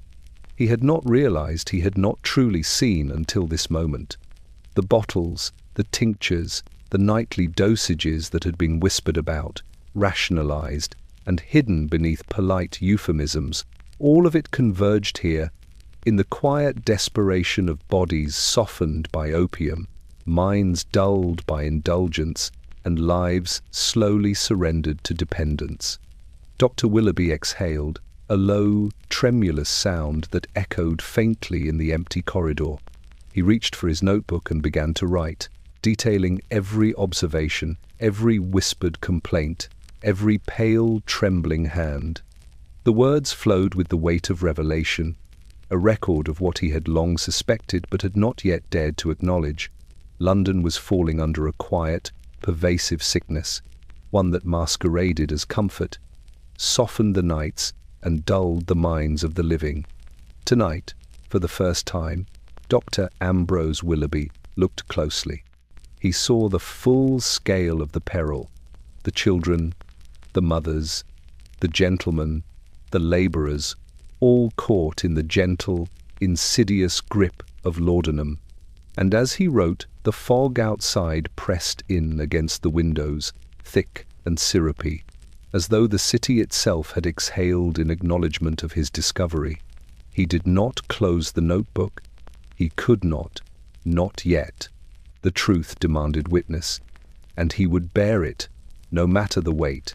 St. Augustine's night ward had always been a quiet place, its brick walls absorbing the distant clatter of carriages, the muffled cries of street vendors, and the ceaseless whisper of fog pressing against the gaslit windows. Yet on this particular evening, the ward seemed to breathe with a presence all its own, an almost tangible hum that threaded through the corridors and settled like a thick veil over every bed. The air carried a faint sweetness, like molasses or candied honey, that lingered stubbornly, mingling with the antiseptic scent of bandages and the faint tang of illness. Laudanum, subtle but persistent, hung in the room as a ghostly companion. The beds were lined in rigid rows, 40 in all, each occupied by a patient too frail, too anxious, or too enmeshed in habit to leave. Some trembled with fever, some with exhaustion, and some with the more delicate shaking that laudanum both dulled and demanded. Their faces were pale under the soft glow of oil lamps, eyes half-lidded or glassy, lips slightly parted as they whispered to themselves or muttered fragments of dreams. They were the city's forgotten souls, the weary, the restless, the addicted, the trembling, suspended in that thin border between waking and oblivion. Nurse Harriet Ellery moved quietly among them, her skirts rustling softly against the polished floorboards. She carried a tray with warm water and a few small doses of tincture, but she moved with deliberate care, knowing that each administration held the potential to soothe or to deepen the soft peril that had claimed so many of these bodies. Her eyes caught Mr. Aldridge in bed 11, his knuckles white as he clutched the thin sheet, and she paused. One sip, just enough to ease the shaking, no more, no less. A low moan escaped a woman in bed 24, her body curled tightly, shoulders heaving with trembling breaths. Her mouth moved, forming words that were lost to the hush of the room. "Sleep. Stay," she murmured, the syllables slipping between her teeth, as though coaxing the night to hold her fast. Nurse Ellery leaned closer, brushing a stray lock of hair from the patient's forehead, and whispered, "Soon, soon you may rest." Yet she knew it was a fragile promise. The tincture eased the surface, but beneath lay the persistent, gnawing hunger that had drawn the city into its soft, dangerous grip. Across the room, Mr. Callahan, a dock worker whose body had been ravaged by cold, damp, and labour, lay rigid in the bed, lips moving in silent repetition, a prayer or a memory it was impossible to tell. His pulse throbbed faintly, uneven, yet he did not cry out. The laudanum had softened him, made him pliant to the night, and yet it could not protect him from the tremors that lurked beneath. Each breath was a battle, each second stretched into an eternity. The ward was thick with shadows. Oil lamps flickered, their flames bending and dancing against the walls, casting long, wavering shapes across the patient's pale forms. The fog pressed against the tall windows, curling around the sills like a living thing, and the scent of sweetness, laudanum, sugar, fear lingered in the corners, infusing every movement with a dreamlike quality. The night itself seemed to pause, bending to accommodate the trembling, sighing, suspended souls within. Nurse Ellery moved from bed to bed, her hands steady, her voice soft, her heart heavy. She had seen it before. The subtle decline, the gradual, inexorable sway of dependence that now threaded through every face in the ward. She whispered comforts, measured doses, gentle encouragements, but even she knew the limits. She could soothe the trembling limbs, calm the shallow pulse, but she could not erase the quiet, sweet addiction that had become the true illness. And as the night deepened, the patients exhaled in a rhythm that seemed to sync with the fog outside. Their murmurs, their sighs, the soft rustling of blankets, and the faint hum of oil lamps wove together into a lullaby for a city that slept uneasily, suspended between care and calamity. The night ward of trembling souls held them all fragile, softened and imperiled, cradled in the careful, watchful hands of the nurses and the relentless, sweet persistence of laudanum itself. The drawing rooms of Mayfair were alive with laughter, the clink of china, and the soft rustle of silk and taffeta. Crystal chandeliers gleamed in the candlelight, reflecting the meticulous opulence of the furniture beneath mahogany tables, polished mirrors, delicate tapestries that depicted pastoral scenes far removed from the city's grey streets. Yet beneath the elegance, a subtle tension pulsed like a shadow, a knowing silence, a collective pretense that masked something darker, something that no amount of finery could entirely conceal. Lady Beatrice Holloway stirred her tea absent-mindedly, the delicate porcelain rattling softly against the saucer. She lifted her cup to her lips, inhaling the faint aroma, and allowed herself a small sigh. Around her, the guests murmured in polite conversation, their voices low, their eyes bright with amusement, but occasionally flicking toward the topic that no one dared name. They spoke of fashion, of literature, of the latest social scandals, anything to distract from the truth that lingered beneath every polite smile. London was quietly unraveling under the influence of laudanum. It was a truth known to every member of their circle, though never acknowledged aloud. Gentlewomen had begun to vanish into long, soporific sleeps, often slipping into faintness during evening gatherings. Gentlemen of respectable means exhibited tremors they tried to hide beneath gloves and stiff collars. Children's cries had been soothed into unnatural calm by tinctures administered behind closed doors. And still, society carried on as though nothing had changed, as though the pall of opiate-sweetened fog that settled over the city did not touch their well-appointed lives. Lady Beatrice's gaze drifted toward the tall windows, through which the fog pressed against the panes like a living thing. The street below was obscured, blurred, and she could imagine the half-lit faces of servants and labourers hurrying through it, their motions dulled by necessity, by exhaustion, by small doses of the amber liquid that had come to ease the relentless grip of modern life.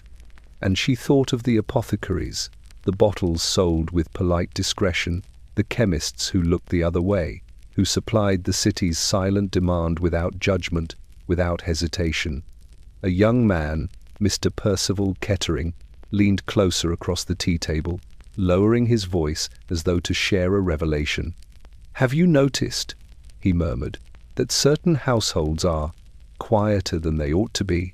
The servants, the children, even the gentlemen. Something softens them, like the very air in the rooms has weight." Lady Beatrice smiled politely, stirring her tea.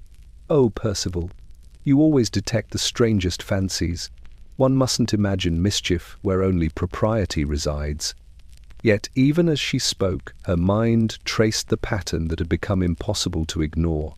Bottles tucked away in drawers, tinctures administered with a mother's caution or a hostess's discretion, the softening of faces in the morning light, the tremor in hands that were expected to hold knives, quills, and ledgers steady. She knew it was happening everywhere. She knew that the city itself had begun to bow to the subtle, insistent demands of opium.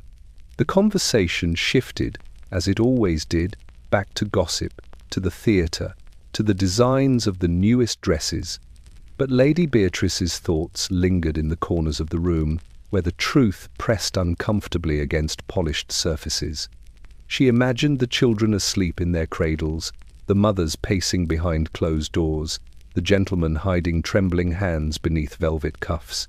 They all existed in a parallel rhythm to the polished world of society, an undercurrent of dependence, dulled perception, and silent fear.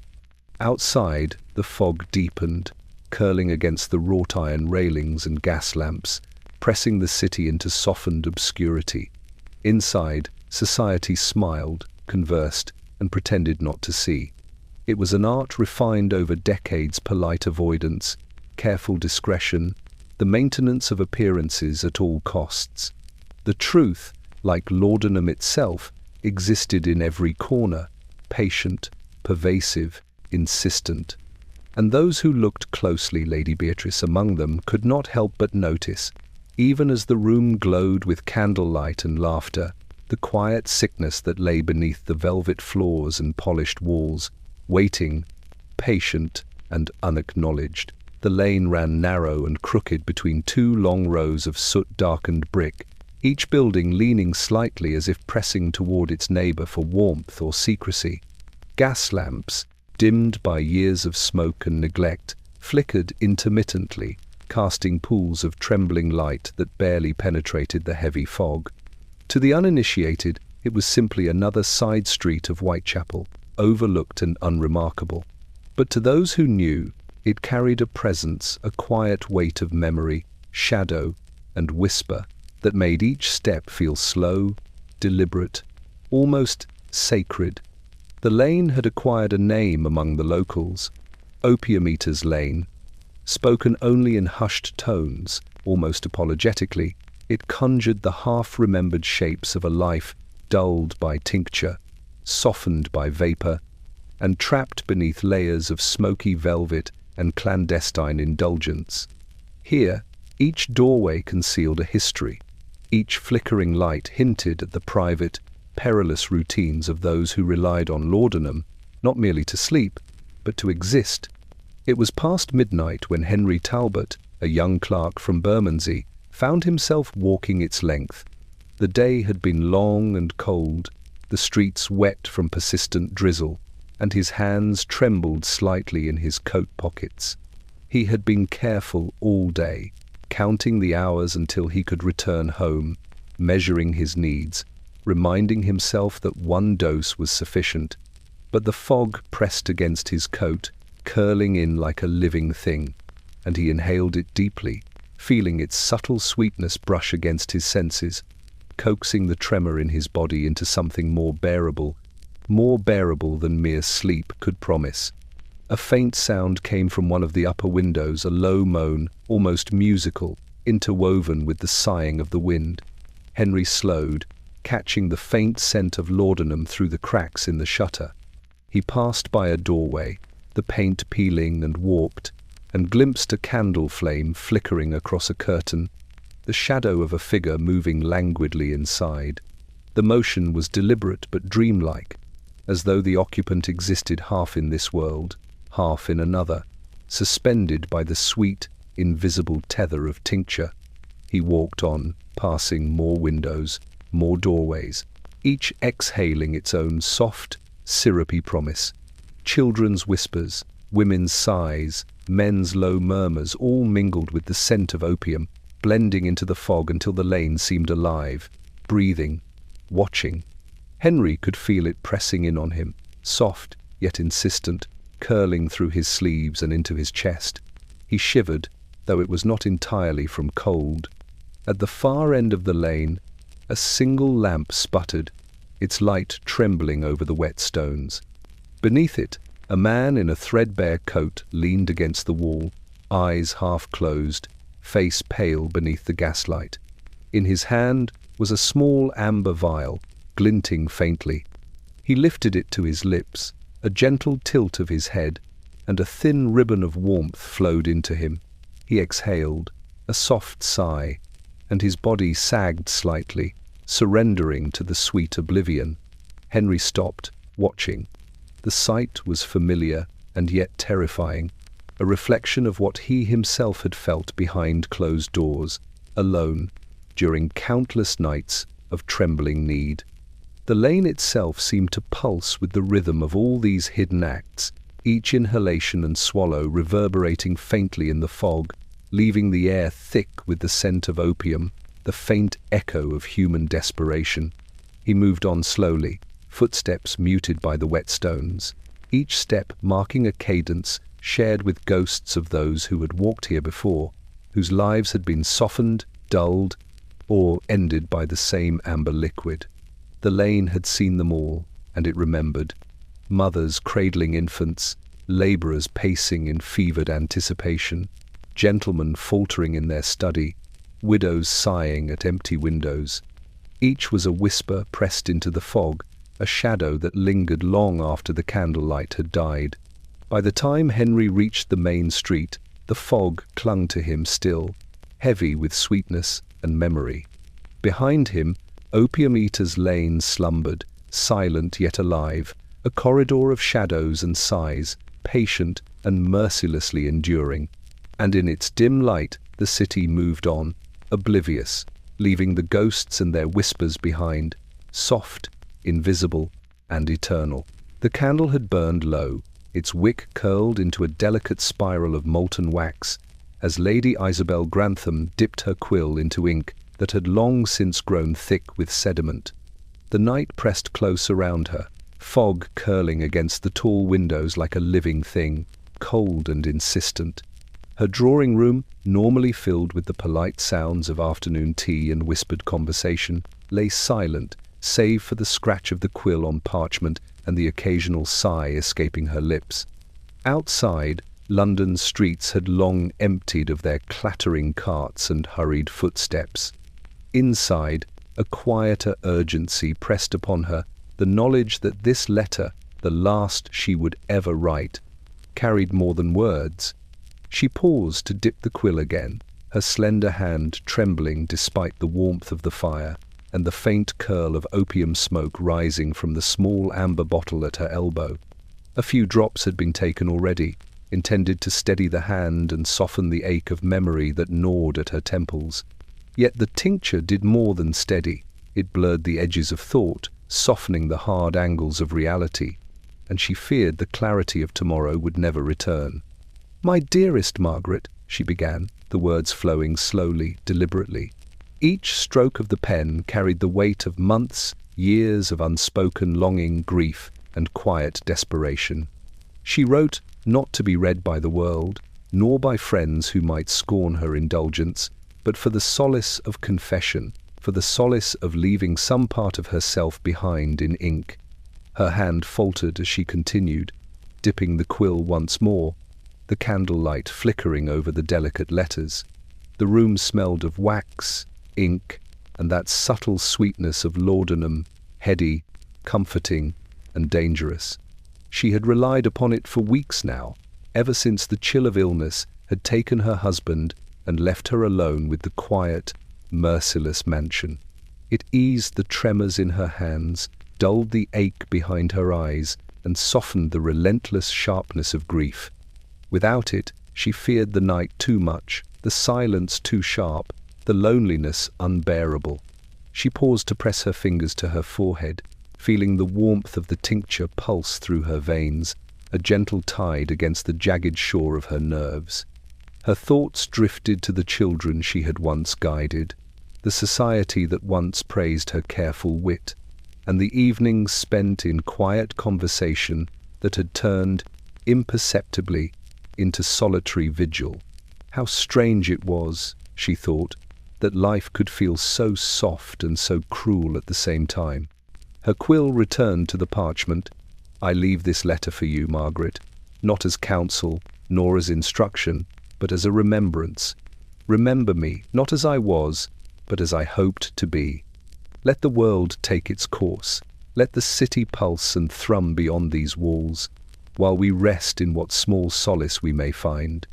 The candle flickered violently, casting shadows that stretched and bent along the walls. Lady Isabel's gaze drifted to the window. The fog pressed close, cold and damp, curling around the building like a silent hand. She felt the weight of the night, of the hours, of the tincture, settle into her bones, and her chest tightened with a gentle, trembling sigh. She wrote the final words carefully, deliberately, as if each letter might anchor her spirit to the world for one more moment. Do not mourn me too sharply. Life, in all its sweetness and cruelty, must continue. And if the nights grow too long, if the shadows press too close, remember the gentle warmth of this small, soft hand extended to you, now and always. Lady Isabel set the quill aside and leaned back in her chair, eyes fixed on the faint glow of the candle and the amber shimmer of the bottle beside it. Her breath slowed, the room softened, the fog pressing closer, wrapping her in its muted embrace. The letter lay before her, a final testament of thought, grief, and quiet surrender. Outside, the city pulsed and breathed, oblivious. Inside, Lady Isabel Grantham closed her eyes, letting the tincture, the candlelight, and the night itself carry her gently into a silence that was both merciful and absolute. The letter remained on the desk, patient, waiting to tell its story long after the quill had fallen from her trembling hand. It began quietly, as many of the city's misfortunes did, with a single letter arriving at the offices of a member of Parliament. The envelope was plain, addressed in careful, even script, sealed with a dark red wax that bore no mark of distinction. Yet the contents within carried a weight far greater than its appearance suggested. A detailed account of the rising crisis in London, of families undone by sweet tinctures and small bottles, of children lulled into unnatural slumbers, and of adults whose trembling hands and pallid cheeks spoke louder than any complaint ever could. The letter named names, places, streets, and individuals, tracing the insidious spread of laudanum through the city's alleys, drawing rooms, and even the seemingly respectable households of the well-to-do. Parliament convened on a chill morning, the fog pressing against the high windows like a grey curtain, turning the chamber into a dimly lit sanctuary of deliberation. The letter's contents were read aloud, slowly, deliberately, each word echoing against the polished wood and tall ceilings. Some members shifted uncomfortably in their seats. Others leaned forward, faces pale, eyes wide. The report described children found asleep for hours beyond the natural bounds of rest, mothers whose hands shook with quiet dependence, fathers trembling beneath the weight of expectation and the silent lull of tincture. It spoke of apothecaries who sold their wares with courteous smiles, unaware or uncaring of the quiet ruin they enabled. And it spoke, finally, of entire neighborhoods caught in the soft, insistent grip of addiction streets, where gas lamps flickered through fog thick with sweetness, and the shadows of men, women, and children swayed with the rhythm of dependency. A hush fell over the chamber. Even the rustle of papers seemed intrusive. The speaker's gavel hovered in the air as members absorbed the scale of the problem, a crisis measured not in loud calamities, but in quiet desperation, subtle and pervasive. The testimonies, taken from the letter and corroborated by a few brave witnesses, were suffused with the same merciless details. The trembling hands of labourers, the drowsy faces of apprentices, the quiet despair of gentlewomen and mothers, and the faint, pervasive scent of laudanum that lingered even in public spaces. The chamber seemed to bend inward, the fog pressing against the high windows, now an extension of the city itself, thick, unrelenting, and suffocating. Lord Havisham, a man long regarded for his calm and measured debate, rose. His voice, tempered and careful, carried the weight of inevitability. "We have ignored this too long," he said. "The city whispers of suffering we cannot see from the comfortable heights of our office.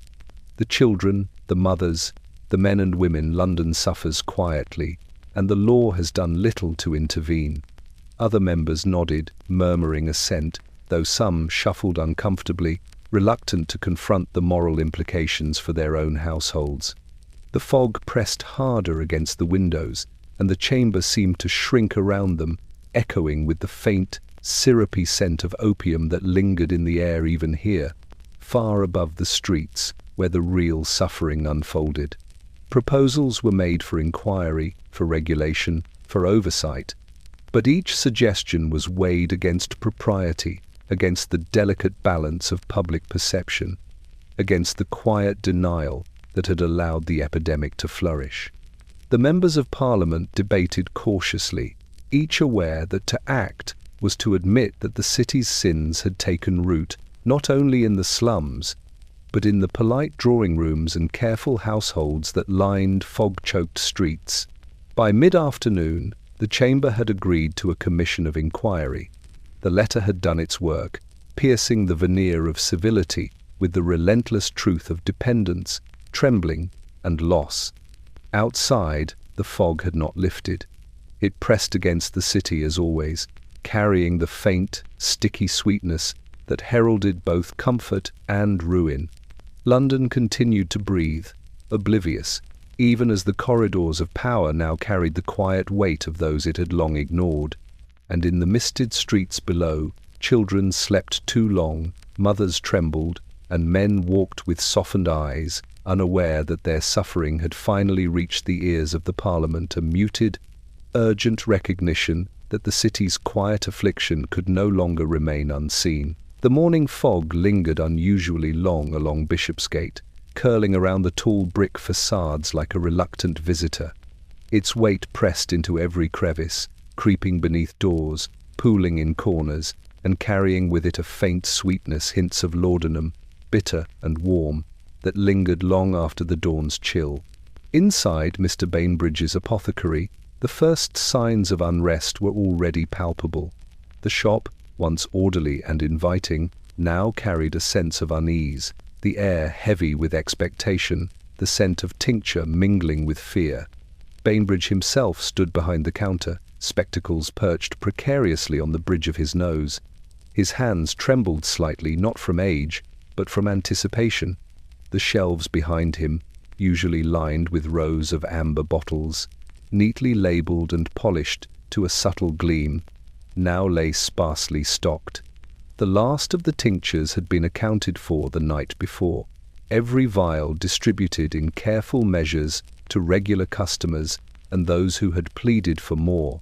There were none left, save for a single, half-filled bottle he kept hidden beneath the counter, and even that seemed insufficient in the face of the growing crowd gathering outside.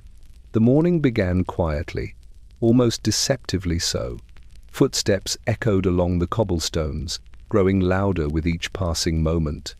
Soon, faces began appearing at the shop's window, men, women, and children, their eyes wide, lips pale, hands clutching parcels or pockets with the faint tremble of need. Some peered through the glass, nodding to one another in grim recognition, murmuring names, directions, or silent pleas. The fog pressed close around them, carrying the faintest trace of the sweetness they sought and amplifying the anxiety that had been building for weeks. "Sir," called a voice, sharp and pleading, "do you have any left?" Bainbridge lifted his spectacles, peering down at a young woman whose eyes shimmered with fatigue. Her hands were trembling. She carried a small parcel of cloth against her chest. He began, then hesitated, gesturing helplessly to the barren shelves. "I'm afraid the tinctures have all been distributed. There is nothing remaining." The woman's shoulders sagged. She whispered a barely audible curse and retreated, only to be replaced by another figure, then another, the crowd swelling with quiet, insistent murmurs. The pressing weight of expectation grew tangible, and Bainbridge felt it coil around him, tightening with each new arrival. These were not mere customers, they were sufferers, bound by ritual and necessity to the amber liquid that had come to define their nights and soften their waking anxieties. By mid-morning, the line outside had grown dense, a writhing, shivering wave of humanity. Children clutched mothers' skirts, Fathers glared mutely at neighbors, and all waited for the opening of the door. Each face carried the same expression, pale, taut, yearning, with eyes wide to capture even the faintest promise of relief. Bainbridge's heart pounded. He had served this city quietly for decades, never once imagining the extent to which dependence could dominate the very air the city breathed. Now, the emptiness of his shelves became a symbol, a testament to the private, unacknowledged epidemic that had infiltrated every street, alley, and household. A young man banged upon the door, demanding tincture. Others followed, voices rising in pitch and urgency. The fog outside thickened, pressing against the glass as if to echo their need, seeping beneath doors and curling across the counter, whispering of the absent bottles. Bainbridge tried to calm them, offering assurances of future stock, but the words fell like whispers in the wind. The crowd's anticipation, magnified by weeks of nightly ritual and dependency, transformed impatience into desperation. By noon, the shop had become a theater of quiet desperation. Empty shelves reflected the pale faces of those gathered, and the lingering scent of laudanum reminded all of what had been and what was lost. The fog, sticky and sweet, lingered still, weaving through the doorway, wrapping around every trembling hand and every quivering lip, carrying with it the persistent echo of absence. The apothecary's empty shelves stood as a silent witness to the city's quiet collapse, its patients, its neighbors, its children, and its widows, all dependent on a warmth now gone. And outside, London waited, fog-bound and breathless, for the soft, insistent hunger to be sated once more. The first faint light of dawn struggled through the thick fog that still clung stubbornly to London's rooftops, curling around chimneys and twisting through narrow streets like a restless spirit. The city had begun to stir, though not fully. The usual clatter of carts and the calls of street vendors were muted, hesitant, as if the streets themselves were unsure whether to awaken. Above the fog, the church bells tolled softly, their echoes smearing into the thickened air, and a faint chill pressed against every exposed cheek. In the small tenements along Petticoat Lane, residents opened their windows cautiously, inhaling the damp air with the same wariness they had carried through countless nights of unease. Many carried the lingering warmth of laudanum in their veins, a dulled tremor beneath their skin, and eyes softened by the tincture's sweet insistence. London was awakening, yes, but in a manner dictated by fog and tincture alike, slow, hesitant, and reluctant to embrace the clarity of day. Mrs. Penrose, a widow with sharp, pale features, stepped into the street, clutching her shawl tightly around her shoulders. She had not slept through the night, her rest fragmented by the half-dreams and murmurs of her neighbors, all softened by tincture and fear. She paused beneath the gas lamp, watching the fog curl and twist around the corners of the buildings, carrying with it the faintly sweet scent of opium. Even in the light of dawn, she could feel the city's heartbeat, slow and uneven, mirroring the quiet tremors in her own body. On the opposite side of the lane, a boy leaned against the doorframe of a half-shuttered shop, eyes wide and unblinking, clutching a small vial pressed against his chest. The vial was nearly empty, yet it was enough to promise relief, to ease the tremor in his limbs, to soften the sharp edge of the morning air. He inhaled the sweet scent lingering in the fog, letting it mingle with the cold breath of dawn, and for a moment the city felt gentle, pliant, forgiving. Down the street, men and women moved slowly toward the bakers and the butchers, their steps uncertain, hands trembling lightly as they carried parcels or coins. Even the clerks and artisans, who normally surged through the streets with brisk efficiency, hesitated as the fog pressed against their coats and brushed their cheeks. The city had become a half-waking dream, and every movement carried the soft weight of lingering tincture. The influence of night softened, dulled, and suspended in the amber glow of opiate calm. In the square outside St. Bartholomew's, a small crowd had gathered. Faces were pale beneath the mist, eyes half-lidded, lips quivering faintly as they exchanged murmured words. Mothers clutched children. Fathers held the hands of apprentices. Gentlewomen adjusted shawls over trembling shoulders. Everyone carried the invisible residue of the night, of the bottles hidden beneath tables, tucked in drawers, or administered with careful hands, the sweet promise of oblivion and calm still lingering in the air. The city attempted to wake fully, but it could not. The fog pressed against the buildings and the streets, curling into every alley and hollow space, and the lingering scent of laudanum carried with it the quiet insistence of sleep, of dulled perception, of softened minds.